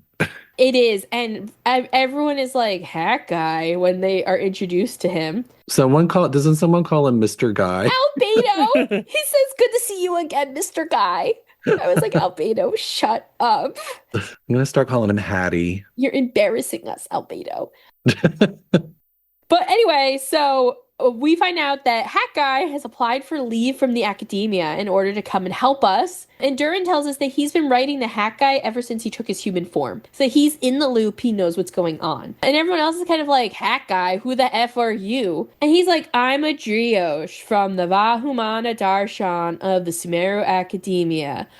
Sigh. Hat Guy. And Albedo's like, yeah, hey, Mr. Guy. We took the boat here together, remember? And Hat Guy's like, yeah, I remember. But Hat Guy tells us that he's here to look into Dottore, and he explains that Dottore used to go by Zandik, and that Zandik studied in the academia and was kicked out before he could graduate, and that he has found that there's a lot of missing information about Zandik in academia records. And Varka finds it hysterical that he was a college dropout. Yes. He's like, that's embarrassing. He goes, the number 2 man is a college dropout? How embarrassing. And I'm like, you didn't pay attention in class. Yeah. Admittedly. So shush. Yeah, because if he had, he would have remembered that probably. Like he would have known. He's like, the number 2 Harbinger? College dropout? Never heard of such a thing. But Traveler actually, when Hat Guy is talking about Zandik, Traveler recognizes the name from our date with the Ibis King in the Sumeru event that just keeps popping up everywhere. Which I was very curious what they did if you didn't play that event. I didn't play that event. And it just said that we recognized the name. Well, you played it. I thought you button mashed it. Oh, maybe. Because I don't remember it at all. But you got all the primos and stuff, I think. Okay. Was that when I had the flu? Yes. Tiff and I have been plagued. Both of us have had the flu this year already. But we also we talked about Zandik in at least one of our Sumeru episodes. We did, but you only learn about Zandik if you find like hidden papers about him. Right. So if you're not looking for it, like... And they're very disturbing because he definitely murdered his fellow researcher. And maybe ate their arm. Yeah. Again. Because he's a fucking cannibal, man. But anyway... So Albedo and Durin continue now to tell us that they are going to continue with Alice's experiment that we still know nothing about. Lauma says that she is not going to go with the rest of us to meet up with the Fatui because she feels like she's like a cult leader and that she shouldn't go. Oh, I took it more as she's like, yeah, I got some bad blood with them back in chapter 1. She's like, I'm not going to hang out with these guys. Yeah, as the cult leader that they fucked with, they tried to knock down my rock pillar. She's like, I can't go. So we talk with Hat Guy quick to the side and we ask him if he's actually here for revenge on Dottore because TBT for Travelers, Dottore or Dottore, because Brandon said I have to be more pasta blooded, He sent Scaramouche, aka Wanderer, aka Hat Guy, into the abyss for experiments when he was in the Harbingers. So Hat Guy's got some beef, like most of us do, with this man. He killed his friend too. Yeah, that's true. He killed a lot of people. He pretended to be people. We're not happy with him. And we think that Hat Guy sees Zandique as the instrument to his downfall as a human being / puppet. But he's like, yeah, I'm literally here for revenge. Don't bring it up again. And when we ask him to talk later about Columbina, he says pigeons will always find their way home. And I was like, she's a literal goddess, you twat. Like, you just called her a pigeon? Like, but all right. So we head over to the Fatui now because Varka can't do anything by himself. And we meet with Arlecchino and Sandrone. And Arlecchino looks at Hat Guy and is like, who the fuck is this? Oh, yeah. This was like a fun conversation. Yeah. Where, he obviously remembers Arlecchino and Sandrone, but they, of course, do not remember him because they got their memories altered. And he goes on and talks so much that Arlecchino's like, you sure do know a lot about the inner workings of the Fatui for somebody from the academia. And he's like, change of subject. Yeah. Or leaves. He does just leave at one point. But I love how much he irritates Sandrone by talking to her like he knows things about her. And she's just like, ugh. Yeah, so when he first gets there and they're questioning who he is, he explains who he is. And Sandrone is like, yeah, that's not who I expected. And that's when he gets his first quip in. And he's like, I knew you wouldn't believe me. And she's like, side-eye. And then Arlecchino and Sandrone start to explain that they don't trust the doctor and he doesn't care about them. They're like, he's not our friend. He's just a colleague. We found it very strange that he was nowhere to be found during everything with Rerir. And we think that's very suspicious. We think he's planning something. And Arlecchino's like, I went straight to the Tsaritsa and I was just like, this dude's up to something. Yes. So Hat Guy adds in that the doctor never lets anyone in on his plans, which then gets him more side-eye, and that the more he cares about something, the quieter he will get. They say it's all very strange because the doctor has been studying the moon for forever, and that he's been looking for moon marrow. This is when Arlecchino says she actually returned home and requested that the Tsaritsa have him recalled out of Nod-Krai, and the Tsaritsa agreed to it. And Varka's like, that took some balls. Yeah. Like, nice. She's like, that worked. Arlecchino's like, uh-huh. I'm like, you're in charge of a place, Varka. Like, remember, people come to you asking to withdraw people, I think. Or they just go to Jean. He's like, wait, could I do that? Yeah, literally. So the Tsaritsa tells them that he has returned home to Shesnaya, but they don't believe it. And Sandrone adds that he may lack common sense, but he's not stupid. Yeah, and Hat Guy's very much like, he's absolutely the kind of person that will still be doing things in secret, like behind the Tsaritsa's back. And Arlecchino and Sandrone are basically like, yup. Yeah. And that's when he gets questioned. And he's like, actually, I learned everything I needed. I'm leaving now. Bye. And he leaves before he can be questioned more. But, is it before that? I have a question. So before that, I think that even happens, though. Sandrone is talking about, they're saying how basically that he's a dick to work with, too. And Sandrone basically says about how there was an experiment that he had that blew up, that she had to clean up the mess, and it was all this stuff. And it reminded me of, I was like, was that the alternate of the stove that exploded in the Mikasa? It's not the Mikasa. The thing in the furnace. The furnace, thank you. I want to call it the stove. Yeah. Oh. I was like, is that it? And he's just like, Hat Guy's the like, Mikage furnace. Yeah, that's a fun connection. I was like, it really sounded like it. And Sandrone was getting so mad. And then Columbina, little ghosty over here, is just poking her in the face. Literally Hysterical. poking her in the face. So funny. Yeah, I'm not sure. I'd have to rewatch what she says specifically because it does talk about like poisonous gas and stuff. So it makes sense. It was the second time. It was when I was rewatching it. I didn't catch it the first time. So after Hat Guy leaves, we turn to the gals and we're like, so do you know Columbina's real name and what type of work she was doing with the Fatui? And they explain that they didn't know her name and that Columbina claimed to not know it either. Arlecchino adds that Columbina never actually got sent out on a real mission, like to get a gnosis or anything. but that she did join the Fatui with a task that she never did, as far as they're concerned.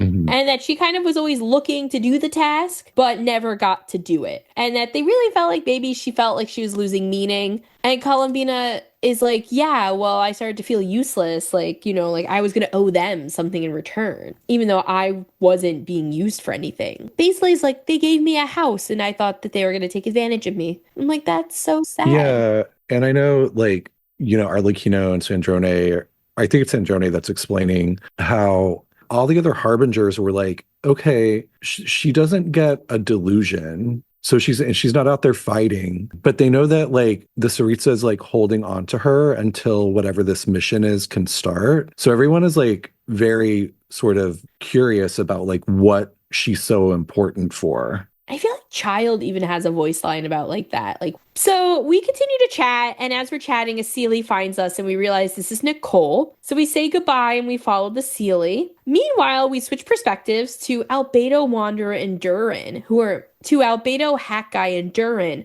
who are investigating these phantom ruins, which we find out is what Alice has been trying to get them to do. Alice wants them to be able to contact the phantoms and change their path. So, kind of pop in mid-conversation where Hakai tells them that Dottore was summoned home by the Tsaritsa. So he kind of left this meeting with the girls and went to meet up with his homeboys. He's like, that's what happened. What are you guys doing? Albedo and Durin report back that they have found nothing, but that they keep watching people get attacked in these phantoms. And that's when Durin wonders if this was what it was like when Mondstadt was attacked by Dragonspine Durin. They kind of sideswipe the moment of sadness, and Albedo is explaining that Alice asked them to find a way to disturb the phantoms. Hakai says it's useless because fate can't be changed. But Durin feels that if Alice asked them to do it, it must be possible. Which I'm like, damn boy, she's got you wrapped around her finger already.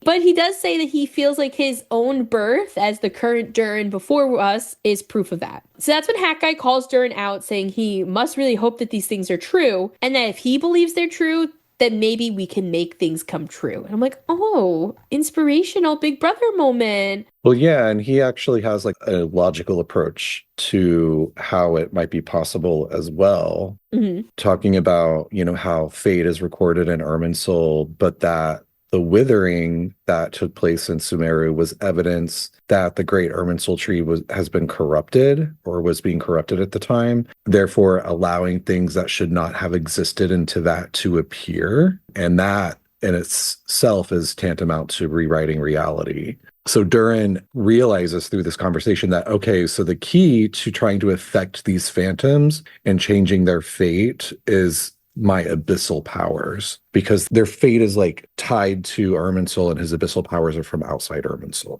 And he's afraid of his abyssal power, mind you. So this is like kind of scary for him. Yeah, very scary.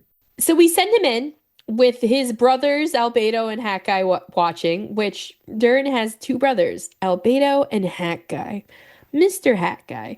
Mr. Guy. Durin is a Mr. Guy. It really cracks me up. Durin is able to save Rasmaspis, the guy who we happen to be following, by building a wall, and very inspirational music plays. But then fucking Rasmastis continues on because he's looking for his daughter. He's like, oh, this abyssal wall appeared. It must be saving my life. I'm going to continue looking. So now Durin is on a mission, and he wants to save this guy so badly and save the guy's daughter. And his two big brothers are there supporting him the whole time, and I was bawling. I was like, yeah. And I was like, let the fucking guy die. It bored the crap out of me. I was like, just die. You're just going to die anyway. Just die. So to keep things quick and short so that they're not boring, Rasmaspis is basically being guided by Durin, who is either using his abyssal power to create a wall or using abyssal powers to explode explosives to help protect him from the monsters and blah, blah, blah, blah, blah. But then after our 90th time, Rasmaspis breaks the fucking wall. And he decides that this is futile. None of this is working. And he's like, how much time do I have before this cycle resets? Because this is a continuously resetting cycle. And we tell him 15 minutes. And he's like, cool, can I talk with you guys? So he sits down and he talks with Albedo, Hakai, and Durin. Can you draw me up a chair? Basically, draw me like one of your French chairs. But he doesn't know what the French are. one of the first, like, I did this before Feens, and I was like, this doesn't give you any clue to anything. And I just sent her a screenshot of them and their little chairs. I'm like, Albedo made the chairs, and he made them too tall for himself. He's just a short little guy. Like me. My feet also hang. Twins. So we sit and chat with him, and he tells us that he's never heard of Mondstadt or Sumeru or the Academia, and tells us that he's from Hyperborea. He goes, "Do you know if Delphi Pytho was ever rebuilt?" And Hat Guy's like, never heard of it. And then Rasmaspis is like, "Well, what about Salvin Dagner?" And I was like, I know her. Oh my God. I was like so excited. And Albedo is like, yeah, it's really just ruins now.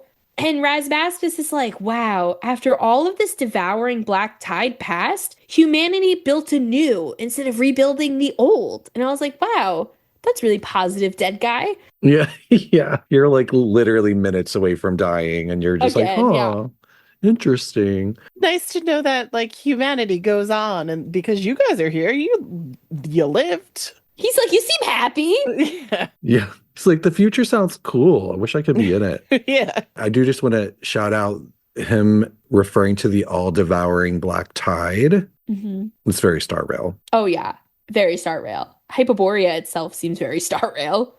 Yeah. So then he gets up and he's like, all right, guys, I'm gonna go restart the cycle. Peace out. And they kind of have a moment, the three of them, and Durin looks at Hat Guy and he's like, I want to know about your past. He's like, you keep acting like we have similar pasts. You're my best friend, and I already know about Albedo's past. And you're my best friend and my first friend, but I feel like I know nothing about you. And I feel like if I understood you better, we would have a connection here, more than we already have. Mhm. And Durin does knock down the fucking wall. And he gets Hat Guy to talk a little bit about his past. But only after Hat Guy is just like, you know me, I'm in the academia. He's like, well, what did you do before that? He's like, I studied for the entrance exams. I was like, you're such a fucking dick. I know, Durin like kind of throw his hands up and was like, ugh. And he's just like, I'm a puppet. I'm a puppet. I'm 600. Hat Guy tells Durin that he was made from a branch of Irminsul using ancient Conrian technology to come to life. And Durin goes, you have a human creator too? And I'm like, either of you have human creators.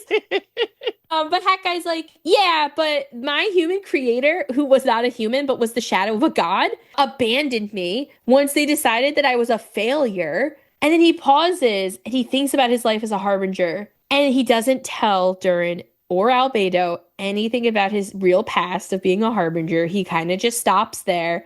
And he goes, rewriting your past wrongs is harder than fighting the power of the abyss within you and the evils you feel inside of you. So just don't be a bad guy is basically his like thing. He's like, it'll be harder to make up for all your wrongs than it will be to fight the power within that's not great. Mm-hmm. But then we get interrupted by Alice calling on the Dodoco phone.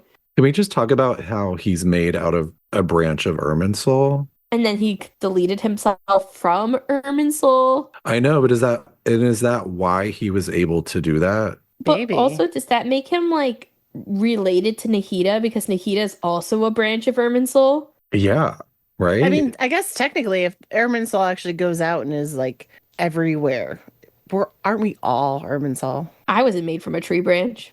I also like though that Hat Guy is just like, I was made from a white tree. And Albedo's like, you mean Irminsul? Like he's like, say what? He's like, Mhm. you are Irminsul, just like the Sumeru god. Nice. But that's where the Act 5 ends. It makes me wonder if the Fatui is going to end up kidnapping him to get, Conria like finished. Like if they have to do something with the new ley lines they created, Mm-hmm. are they going to try to like use him for something, like for nefarious purposes because he's part Irminsul? Well, I will say it makes me wonder about this whole trio. This trio seems too powerful. It's a branch of Irminsul turned into a puppet. It's who's got a vision. it's the child of gold who is now a shade. Who could do alchemy by drawing.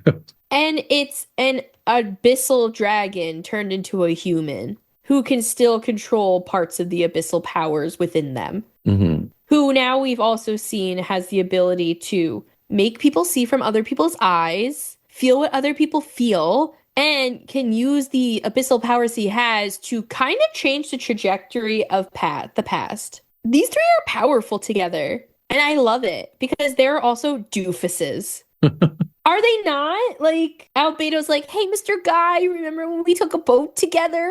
I think their personalities are really well balanced. Like, I love how Durin is, like, he's very earnest and posy and energetic. And then you have Hat Guy, who's sort of like the opposite of that. Like, he's cranky, cagey, sarcastic or pessimistic. And then you have Albedo, who's like completely neutral but supportive. So it's like you have sort of two extremes, and then it's helping kind of stay on track with Albedo being kind of in the middle. Yeah. Like a mirror or like a blank slate to like bounce the personalities back at them. Yeah, I agree. They're fun. It's so fun. Yeah, I like them together. I love seeing Albedo everywhere. Oh, I'm sure you do. I do. I love it. Although I'm like, are you checking our mail? Like, are you doing any experiments on anthrax? There's no time for that. There's no time. We gotta stabilize the borders. By stabilizing anthrax. What if someone throws a package of anthrax across the border? It'll end up in our world, I'm sure. No, the abyssal creatures with anthrax in them sounds terrible. But anthrax aside, Act 6 picks up with the Traveler, Lauma, and Varka as we meet back up with Nicole. If you remember, prior to our deep dive into Phantoms, we were summoned away from our meeting with the Fatui by a Sealy. So we show up, and Nicole is very glad that we found her, and Columbina is still following us. And Nicole tells us she thinks she has found the sanctuary that the Hyperboreans used to talk to the moon gods. And she says that she thinks she knows how we can get in, but there's a very special process to get in. I would like to take a pause here just to say that when we're looking at the little like light thing that is showing where the portal will appear, there's some interesting drawings on the ground that were very Natlin-esque. In my opinion, they looked dragony. They almost looked a Howie. And I was like, oh yeah, I guess Hyperboreans were around that long ago that maybe their stuff would have dragons related to it still. Yeah, I mean, totally. Like the three moons that they were worshiping were created by Nibelung. Which we'll talk more about too, and when Nicole gets to give us more of a history lesson. Mm-hmm. Nicole tells us that in order to get into this dragon-esque portal, 3 humans need to successfully undergo the process of Kuvaki resonance, which I think is funny because I think the only humans that we really know right now are like Lauma and Varka. You got Albedo, Scaramouche, Durin, Flynn's, us. Like, none of us are humans, but apparently... Well, Nefer and Yehoda and Aino, but...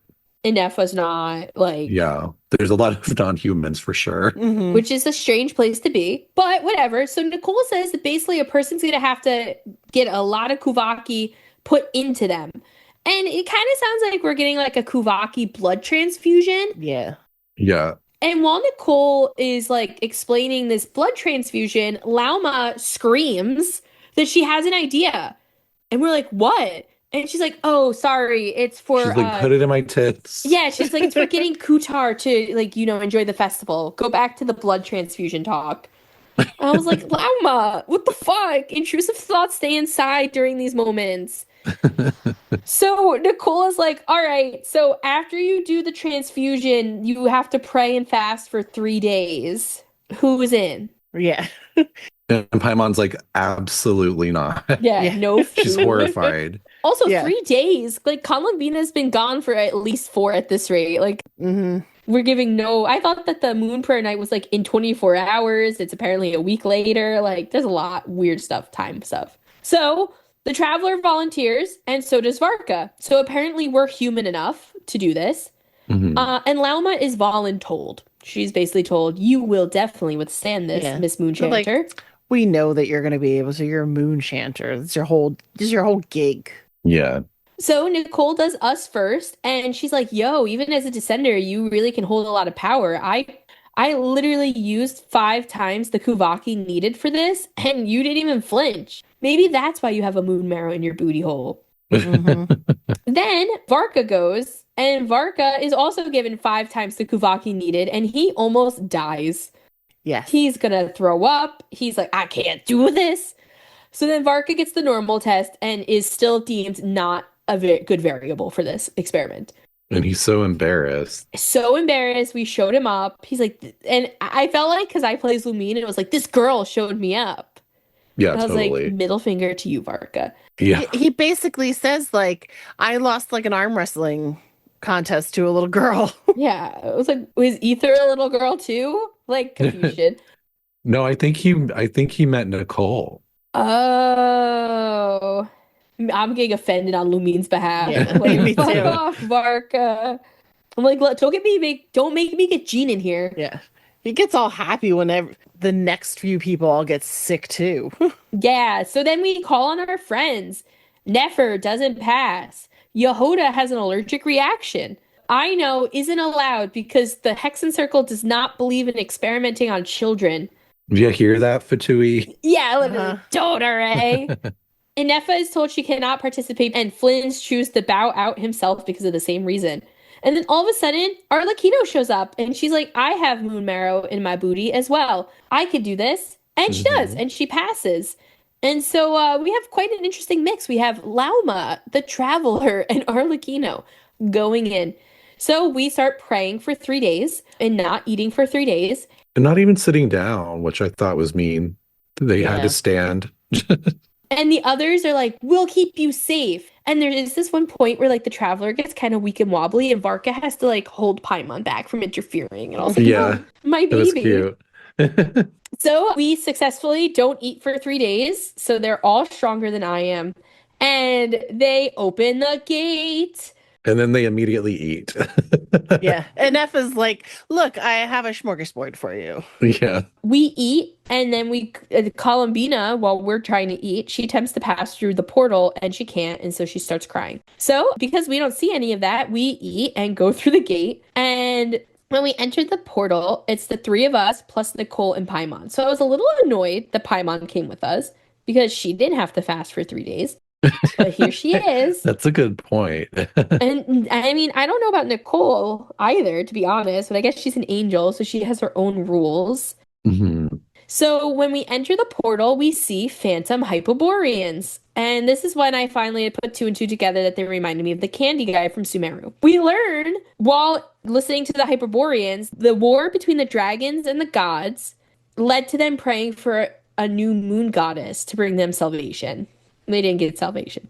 And we show up to this room that has 3 murals. So I just wanted to expand on that just a little. Yeah, Nicole says that, back in the time of the 3 original moon goddesses, because they would protect and bless the people back then, because of that, after the war between, the gods and the dragons, like Vinny was saying, the world was plunged into such chaos that it's sort of like the people of Hyperborea went back to, what worked for them before, which was worshiping the original moons again. And that's when they started praying for a new moon goddess to be born. And so we walk into this room with these 3 murals, and there's the 3 murals showcase different things, but we also generally get some history information from Nicole. So the first mural shows the 3 moon sisters, and Nicole explains that she thinks this is showcasing the transformation by Nibelung, aka when he created them, because they were made because of him. And Nicole explains that the moon goddesses were not strong enough to fight the heavenly principles after the war against Nibelung, and that they didn't want to kick the moon goddesses out, so they kind of just all lived in peace. The next painting shows Nibelung coming back to fight the heavenly principles, because of course he did. And the moon sisters apparently all had very differing opinions on what to do. One thought that they should follow Nibelung and fight alongside him, While another one thought that taking sides would just destroy the world, especially because Nibelung now seemed to have the power of the abyss with him. Right. When they did not immediately side with Nibelung, Nibelung had the three goddesses imprisoned and then turned them into weapons to fight the heavenly principles. Well, he turned the moons into weapons. Yeah. But they were just imprisoned somewhere. And their powers were taken. Right. At this point, the heavenly principles didn't realize the difference between the goddesses and their powers. Probably didn't even know that the goddesses were imprisoned. So now the heavenly principles see the moon goddesses as a threat. Yeah, it's possible that the heavenly principles saw this, that they're imprisoned, but heavenly principles doesn't know that. But then Nibelung turns the three moons themselves into weapons, starts like using the weapons against the heavenly principles. So now they're thinking, oh, these moon bitches turned on me on purpose, and thinks it's like an intentional breach of their peace agreement. Also, I just want to point out that when Nicole's talking about when they were peacefully coexisting, the three moon sisters and the heavenly principles, she says they kept the planet alive and functional, or something like functional, and this is a quote, did not directly conflict with the heavenly principles' aims, end quote. So this is really adding fuel to the fire of like the theory to me that the heavenly principles is an AI. Interesting. Okay. Just want to keep throwing that out there as we keep going through lore and like doing, especially in some upcoming episodes, I'll be circling back to that theory again. Be prepared, peasants. Peasants? Well, I'm now the heavenly principle AI. Oh, okay, great. Who else was AI? Oh, all the dragons? The dragons, yeah, they were AI. Okay. Can I start calling you Chat GP Feeny? Chat GP Feens? Mm-hmm. Chat Feens. Sure, why not? I'll answer your questions unapologetically. Chat Feens PT. But Chat Feens will tell you all about Albedo and Anthrax. So the last painting shows two of the moons being shattered and the third moon being flung into the sky like Child was by Skirk. And this is basically supposed to be showing that the heavenly principles took down her enemies, shattering two of the moons, flinging the third one, and tossing them all behind the false sky. And Nicole adds that nobody really knows if the moons even escaped their imprisonment before the physical moon shapes were thrown behind there. And Nicole finalizes explaining to us that these paintings basically tell us that in the end, through the history, that the moons were now finally rejected by Teyvat and eventually died. And so then Arlecchino asks the age-old question, which is, then why the fuck was Columbina born?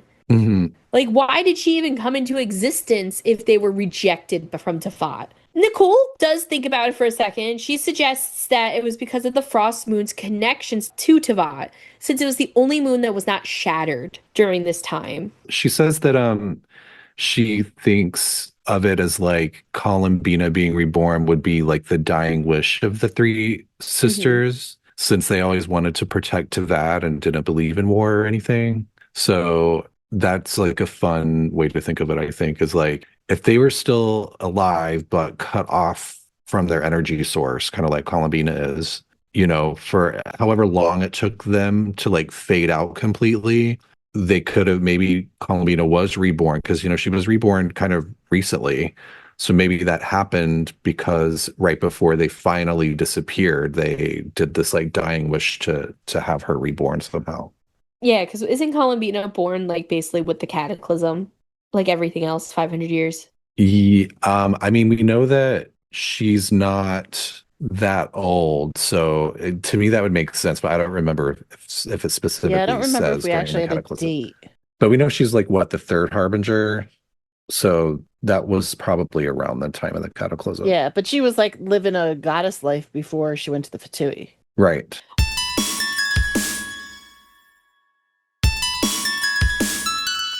Well, anyway, so we then continue on and we run into more phantoms who are discussing a he. And they're talking about there's like two girls and they're like talking about whether or not they could trust him. And then there's another person who's like, we need to trust him. And Nicole's like, who the fuck is this guy they're talking about? She says that there's like 30 guys that come to mind, which we were like, whoa, girl, all right. We continue on, we do some puzzling, we enter deeper into this chamber, and we find the area finally where they talked to the moons. And we decided that if we come here with all the moon marrow on Moon-Prayer Night, that we should be able to help send Columbina home to the moon. Yeah, we'll open the portal and she'll be able to be slingshotted up into the real moon. Not the false sky moon, but the real one behind it. And this is when we're like, ugh, if only we knew Columbina's name. Like that we can help her now, but we still don't know her name. And Nicole makes a suggestion that maybe Columbina never had a name that she truly connected with. And maybe that Kutar and Columbina are the only two names that she's ever had. And that maybe we should be making her a new name. And she explains that names are anchors that connect us to the world, but that our names can change at different times. It felt very like, duh, stupid. Yes. Just give her a name. You know, that's what saved the princess in Fantasia. She didn't need an old name. She needed a new name. So Nicole actually uses the comparison, I thought, which was like, when you first came to Teyvat, would you have ever responded to Tumani, which is our ancient name in that land? But now you would, right? And I was like, oh shit, yeah. So your name anchoring you to a certain part of your life. So she's like, what name do you think of? And we all agree that Columbina is the name that we think of. And we have decided that Columbina is her name. So all of a sudden, while we're like chanting Columbina, very cult-esque, Lauma's like, ugh. And then her antlers have grown and are glowing because the moon festival is about to begin. So we leave to go search for her, and the traveler decides to go back to Columbina's little cave, where the traveler's like, Columbina! Columbina! And then Columbina does eventually be like, yes, it's me, I'm here. And she goes, my name is Columbina Hyposelenia. And I was like, what? I didn't come up with that second part. Where did that come from? And we later find out that Hyposelenia means born beneath the moon or born beneath Teyvat. And that she thinks it represents her being born to the Teyvat. And it's so much dialogue from Traveler again. Yes, lots of talk. Just a little side note too, in the IRL side of things, the Selenia is a feminine name for moon in Greek, and it's derived from the moon goddess Selene. Celine Dion? Yes, Celine Dion. Near, far, wherever you are, Columbina. My moon will go on. She was the daughter of Hyperion. Oh, that's interesting. And her sister is the sun and dawn. Ah, Zhongli. Yeah. Imagine Zhongli being the sun. He's such like a gloomy guy sometimes. He's just like, give me osmanthus wine and no salt on my seafood. Fuck off. Yeah, fuck off. Go away. Where is my son? And where are my wallets? Yeah. The other little side thing, though, just to backtrack a little bit, Lama does kind of go, wait a second, did Alice fucking know this the whole time? That this is what we needed to do?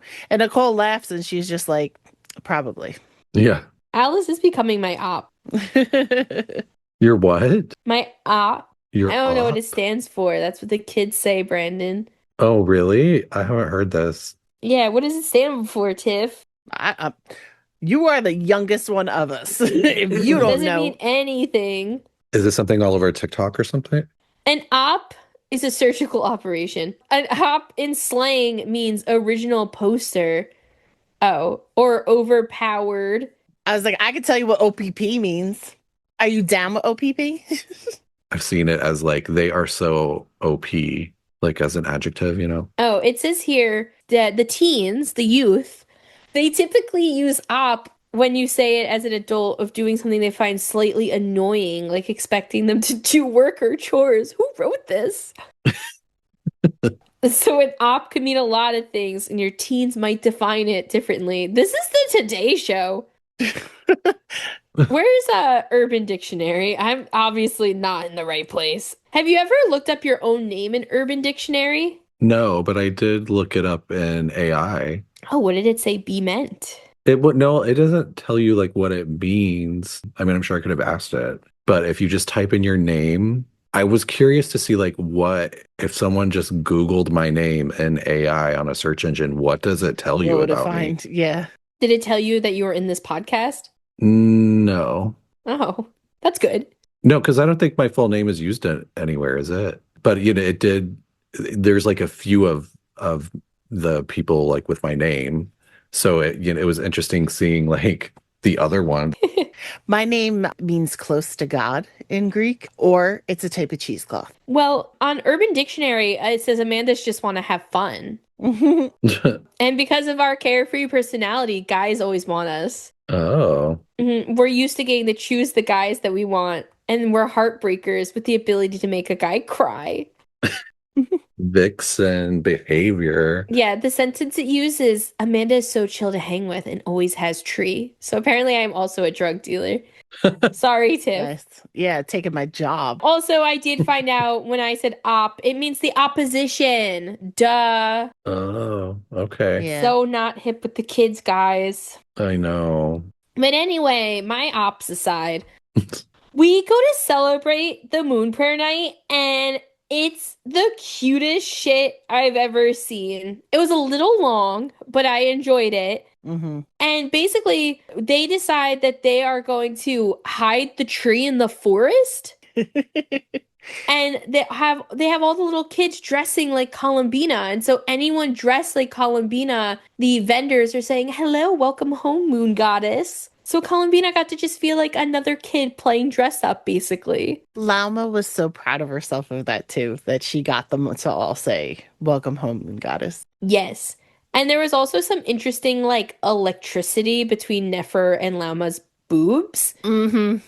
That has been stewing it for was their- chapters now. I think it was their eyes. Oh, I don't That's know. okay because eyes are the boobs of the face. Yeah.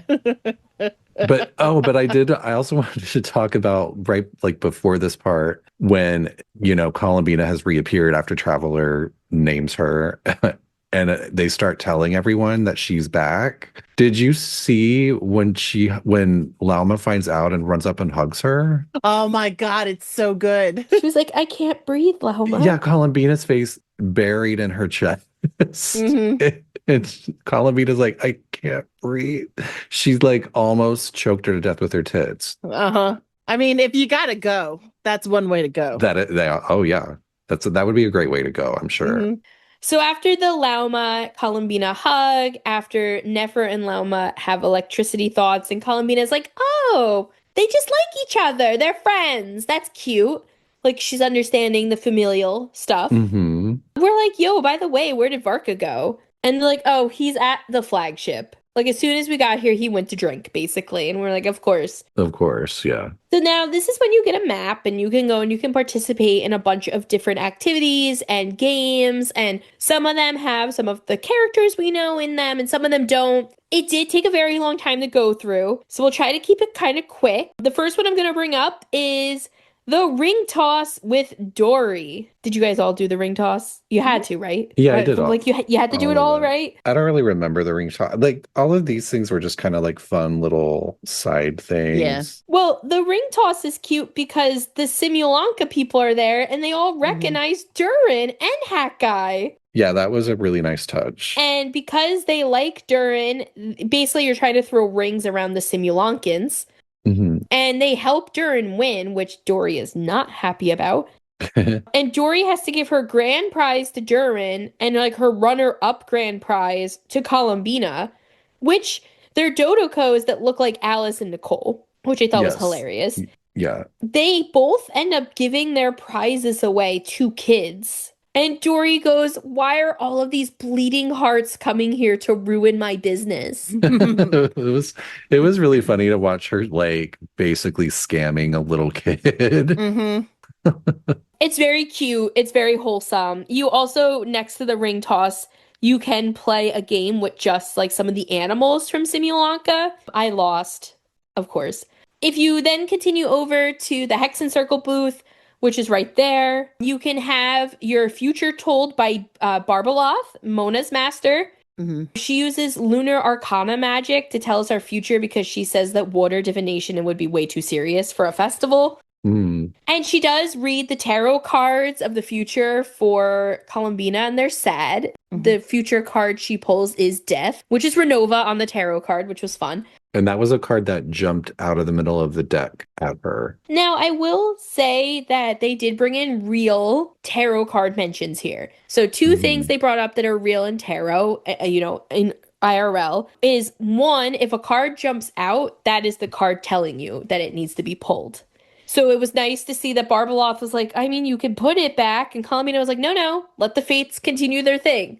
Mm-hmm. But also, Barbeloth mentions that, the death card in tarot, especially when pointing to the future, can be very scary, but it does not necessarily mean death. It can also mean a rebirth. Yeah. And since Columbina is trying to go to the moon, that makes sense.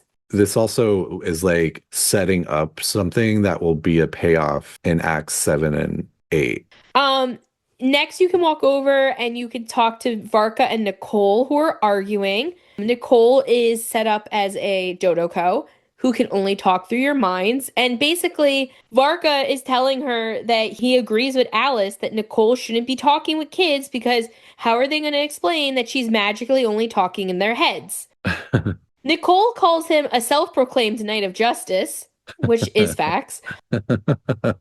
And then when Columbina agrees with Varka, Nicole has a bit of a temper tantrum, like a little kid. And then she kind of like brushes it off, realizes they're right. And she goes, I just wanted to guide people to treasure because she's a Seelie. So Columbina offers to play her game and we play the game. We then also play another game with Alice. It's similar. If you stick around in that area, Albedo appears and he gives a sketch to Varka, which you later find out is actually the birthday card for, or I'm not the going away card for Columbina that everyone is working on. The next one I did was riding the Dodoko ride with Columbina. And during this ride, we ensure Columbina that while we may not physically be with her on the moon, we will always be with her. And we will always be her friend. And then Paimon's like, wow, you guys look really sad getting off that ride. And I'm like, shut up, Paimon. The next one I did was Sandrone. And this bitch is wearing cat ears. I was dying. We end up playing this game with her that's basically like that dentist game where, if you click the tooth, it'll bite you, except this one will clamp down on your whole body. Columbina tells Sandrone that you better not lose or I'll beat your head in because she learned from those family guys earlier in Nasha Town. Yeah, this is how you talk to people that you like. Yeah, Sandrone's like, what the fuck are you gonna do to me? They play a lot of games together. Sandrone always loses, and every time Columbina bonks her head. She kneels down next to her while she's trapped in the whale and goes, bonk! And Sandrone's getting pissed because she's realizing that Columbina can sense which teeth are bad. But she loses every time regardless. And then at the very end, Columbina does say to Sandrone, of all of my days with the Fatui, the times spent with you, Arlecchino, and Rosalind were always my favorite. Sandrone definitely gets emotional. And then we show up and we have her sign the card for Columbina. And we also say, by the way, remember when you brought up the Narcissus and Kreutz last time? Well, we have this picture. And we show her the picture of Elaine with the other kids. And we also have this sword. And we show the sword that we got from finishing that quest line. And it did make me curious, like, if you hadn't finished that, if this actually happened. Because, like, specifically the sword, you get that, like, you have to go and get it, like, that's a thing. So I was curious if Travelers hadn't done the Narcissus and Kreutz, did you give her or show her the sword? I'm curious. Then there's a point where we have a water balloon fight with Yehoda, Nefer, Columbina, and Arlecchino. Yehoda is beside herself that she is having a water balloon fight with two Harbingers and her boss. We also get to see Arlecchino in cat ears, which was amazing. So there's a bunch of little things like that happening. There's a few games you can play that don't involve any of the characters. But then we realize it's almost time to go. And so we all get together and we give her the card. And we discover that Varka is a true artist. He's terrible. Wait, is this after we shove a lollipop in her mouth? Yeah, that happened. Ugh. Yeah. Flynn's as a lamp is giving out like sugar lollipops, and we get one that looks like a lamp, and she gets one that looks like a lunatar. Yeah, Yeah, it's gross. It was datey. I didn't like it. Yeah. Very romantic-y. It was just, like very borderline suggestive Mm. in a way that was just a little too close for comfort, you know? Like a little like, ugh. Yeah, it's like if you're gonna do that, do it a different character. Yeah. If anything. Dude, don't let Yeah. Varka and Flynn's do it. I don't know. So we give her this card and we can see all the pictures that everyone drew. It's very sweet. Durin drew him and Hat Guy. Albedo drew Varka and Columbina because if we remember, when Albedo and Columbina first met, he said he would make a portrait of her. So he did. Varka drew Flynn's, which was just terrible. Yehoda drew herself. Someone drew Arlecchino as a teacup. So they're all in there. They all signed it. And they're like, this is the luggage you'll take with you. In her suitcase. In her Yeah. suitcase, aka her, she doesn't even have shoes. Like, I don't know. Her little water satchel. I don't know. Yeah. Yeah, maybe up her sleeve, like, Ayato has like the bubble tea. Mm-hmm. So we go to send Columbina off, and the handful of us that can go into the Hyperborean chamber walk over, and there's a really cute mini cutscene going on. But the entire time the cutscene's happening, Alice is calling the Dodoko transmitter like no tomorrow, and no one hears it.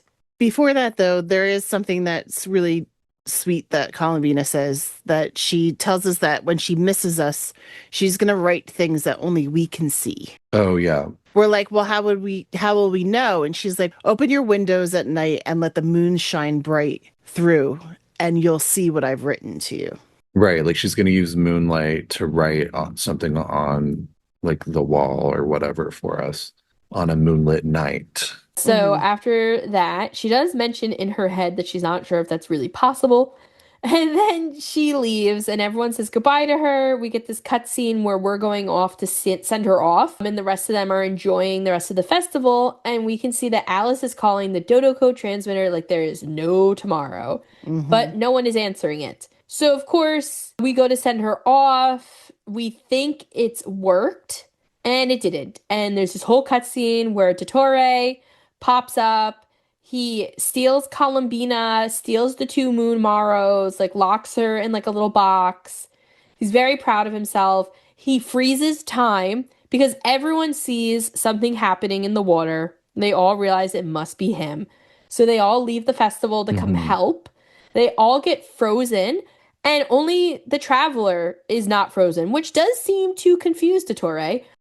And Traveler, really. He says reason, life, death, time, and space, meaning the powers that he has suddenly gained from all 3 of the moons being together, meaning reason, life, death, time, and space are, I guess, the 5 primordial powers that the original moon goddesses had domain over until they were taken by, the heavenly principles who, I think is safe to say, created the shades that now have dominion over those things.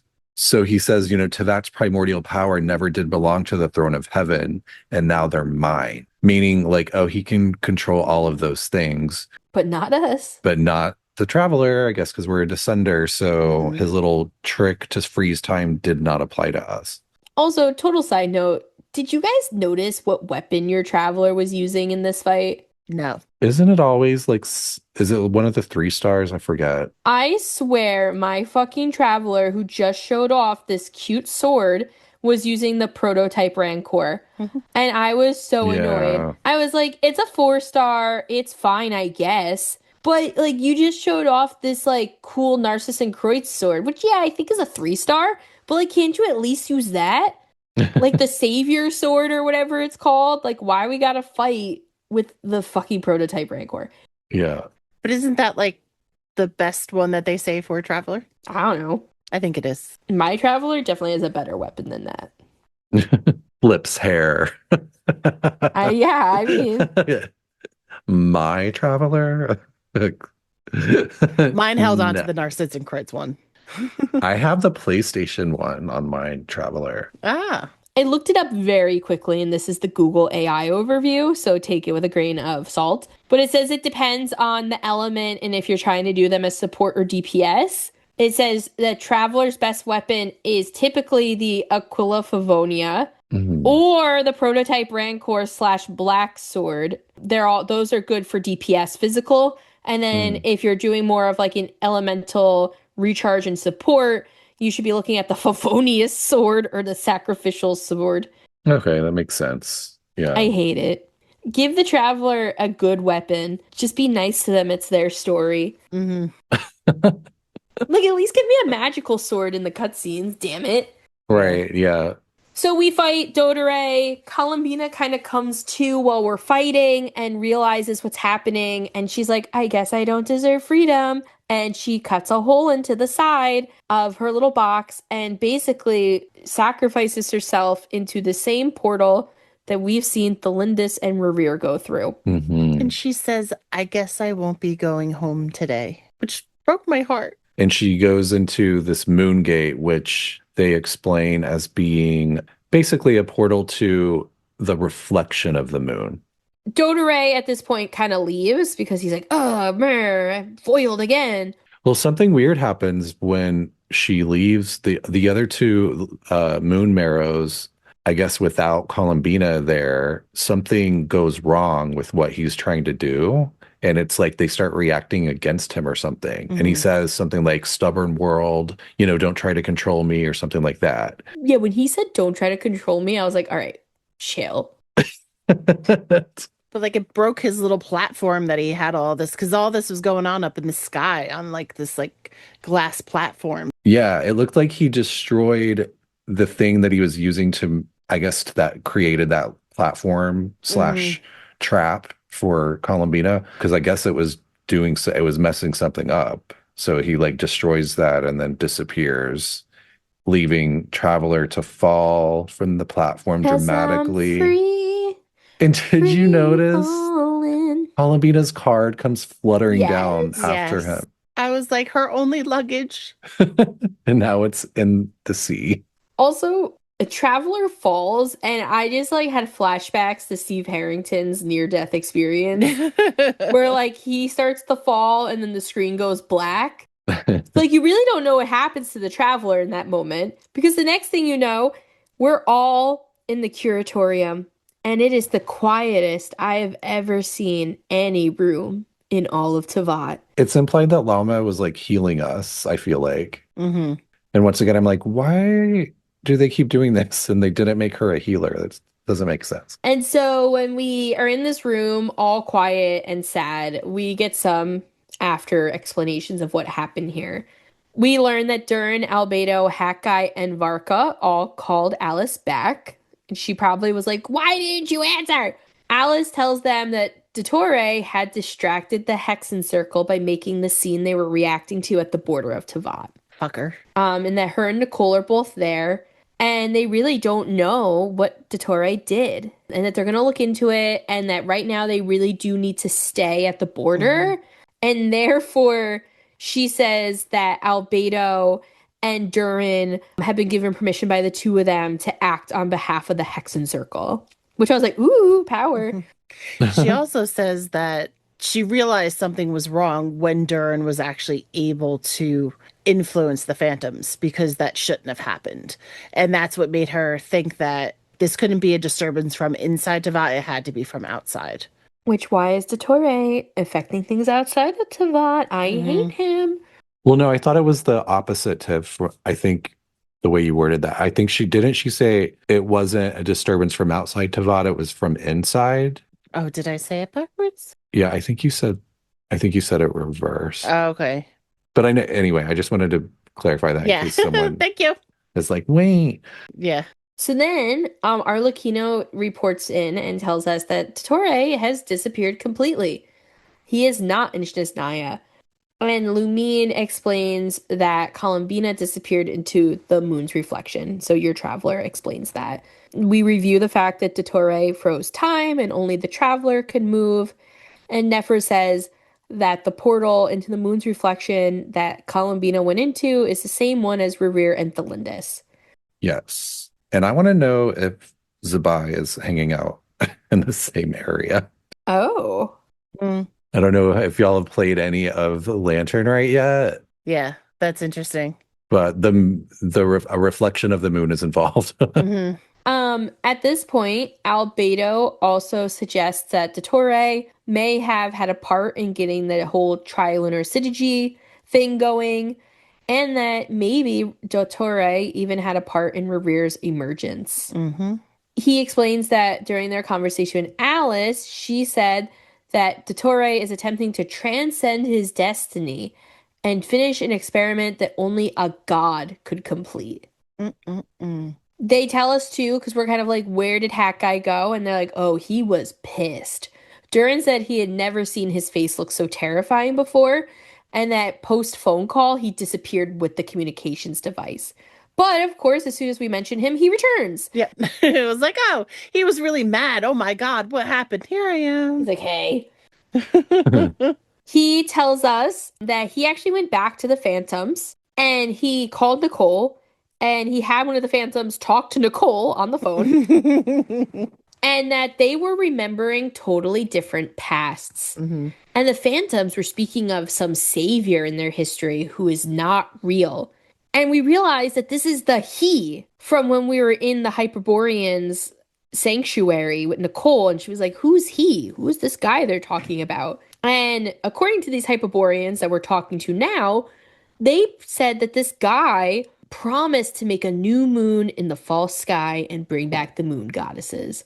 And this is when you're like, all right, this is Dottore. Yes. He did this. He went back in the past. Now, there's the question of how he did that. Did he do something to Irminsul? Did he just talk to the Phantoms in similar ways like Albedo, Durin, and Hat Guy were doing? I found that that was a little confusing and wasn't as clear as I would have liked it to have been. Yeah, they're saying that, because they talk about when Durin earlier in the story was able to affect the Hyperborea guy and actually like change what was happening. Even though he wasn't able to change the full outcome of his fate, he was able to influence him. And they even sat and talked to each other. And so that is what Alice would have deemed what she's calling a variable. Mm-hmm. And she's like, you can't change like someone's fate with the variable, but if you stack enough variables on top of each other, that is when things could actually start changing outcomes. And she thinks that is what Dottore did, was that he was able to use these variables to affect the Phantoms into giving him a bunch of knowledge about the moons that he needed to pull off, this trick that he did. Nicole says it in this crazy ass way of like, it was an anomalous state triggered by disruptions in the causal connections between the Phantoms in the same era. And I just sat there and I was just like, what'd you say? And then they're like, oh, the memories were tampered with. I'm like, thank you for dumbing that down for me. Thank you, Albedo. I was just like, say what? Yeah. Also, I'd like to note that this entire time, Varka is standing in the shadows, and it is very creepy. He didn't do anything. He's got to just do something now. He's just like very like mysteriously standing in the shadows like that. Were you like, is this when he's going to turn into Dottore? Dottore segment? I like too that then Arlecchino says that she's going to tell the Sarissa exactly what happened, and that see if she won't lift the restrictions of the Harbingers raising steel against one another, that she's going to fight as Paraware. And I was like, yay. So basically the Sarissa is like, Harbingers can't kill each other, but they're going to assume that that they've gotten the okay to kill him. But she's kind of like, well, if I don't get that okay, I'm still going to do it. I know, I did love it. It is, but Tiff, like what you're saying, it's funny because what does that even mean? It just means she's going to do it anyway. She's going to be herself. She's going to go back to her raw self. It's like non-harbinger. Maybe she doesn't use a delusion if that happens. It's like child being like, and I'm going to fight as Ajax. Right. And everyone's like, who? I mean, Paraware took down Mother, so. Who? But like also as this is like going on, like Arlecchino's like getting like really flustered and whatever, and like Travelers like is kind of getting all mad too. And they just cut to like the hand, like the gripping of a hand. It was like that Franklin meme when you just see his hand like, oh, it's like I'm angry. And then yeah, Varka tries to be positive. No one really wants to listen to him. And scene for the most part. Yeah. The last thing we see is Traveler sitting up on a roof, very like just kind of contemplating and kind of seeing Columbina sit there with them and just, kind of reflecting on their friendship and being sad and worried. Yeah. And they were going to be sad anyway, but, this is a worse situation. If you could sum up Nod-Krai at this point in the story, it would be the Traveler looking in the distance going, Columbina. Just so worried, just constantly worried about her. And while the Travelers go saying that, it's the player going, what the fuck? Yeah. The whole time. But yeah, so thoughts on everything so far? I mean, we've gone over acts 1, 2, 3, 4, 5, and 6 now. So I really like it so far. I'm glad that this was sort of like the breather after the Rerear storyline gets resolved. So I appreciate that from like a pacing standpoint. Like it was nice to like get to take her to the festival and watch her have fun. And they gave us like this subplot with Durin and Hat Guy. So I thought it was really well done. And I thought Jorge's appearance at the very end was a pretty good gag. It made me want to flip a table so bad. Like, Yeah. I knew it was coming, Yeah, you knew something had to happen. The way they fade out after she's like going into the portal really made it look like they were changing the scene and that we were moving on to like, I thought it was just going to be like, as she like goes to the moon, then, you're going to see him like mumbling something. I didn't expect it to have like this big action moment at the very end. So I did like that. I think it does a good job of setting up the sort of like dramatic conclusion that we'll get to when we cover Act 7 and 8. Dun dun dun dun. I'm not looking forward to it. I fear for everyone's life. I did find the reflection of the moon thing very confusing. Yeah. But we'll get into that next time we visit the Act 7 and 8. As a side note, I think I got more confused once I started doing Lantern Rite. Yeah. And then I was Lantern like, I thought I understood and now this. Lantern Rite's making it even more confusing. Yeah. Zhongli name dropping all over the fucking place. Oh God, is Zhongli like? I know Amanda. Yeah. She's She's six. Damn it, Zhongli, stop outing me. I really did enjoy it. Like I said, the Columbina is so funny. Like those little side things of her like poking Sandrone in the face and like chasing the animals was just so cute. And it helped like make large swaths of dialogue have a little bit more to it, because there was a lot of talking because there was just a lot of story. And it was great though to see all these things kind of come together, things that you've learned before. I had the same reaction with Salvadagner. I was like, I know that one. Like, I remember. It's all those little pieces like you start. I think at this point in the story, we just have a lot of payoff for what we've been learning and deducing this whole time. It's definitely like helping confirm some stuff in the timeline that we've been like, well, we think this is what's happening. So far, so good, right? I don't think any major pieces of the timeline have been disproven yet. Yeah, I don't think so. I don't think so. I'm sure something will happen like tomorrow now. Right. Yeah. You're like, by the way, Yeah. Teyvat's actually only 3 years old. Yeah.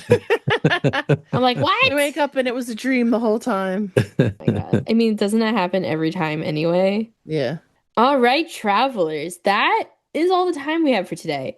We are very curious to hear what you think of this week's episode, so please make sure to email Albedo. I've already checked. He's available at talesoftevatpod@gmail.com. Tell us know what you thought of this week's episode, what theories and thoughts you have as we get ready to enter Acts 7 and 8, and other parts of Genshin overall. Travelers can also feel free to follow us on Instagram, Tales of Teyvat Pod, or on Twitter, Tales of Teyvat. You can follow us on Blue Sky or Threads as well. We're also on YouTube, and you can check out all things Tales of Teyvat there. Additionally, travelers can check out our Ko-fi, where you can buy us a cup of coffee, or check out our merch shop, where all proceeds go to getting Columbina back.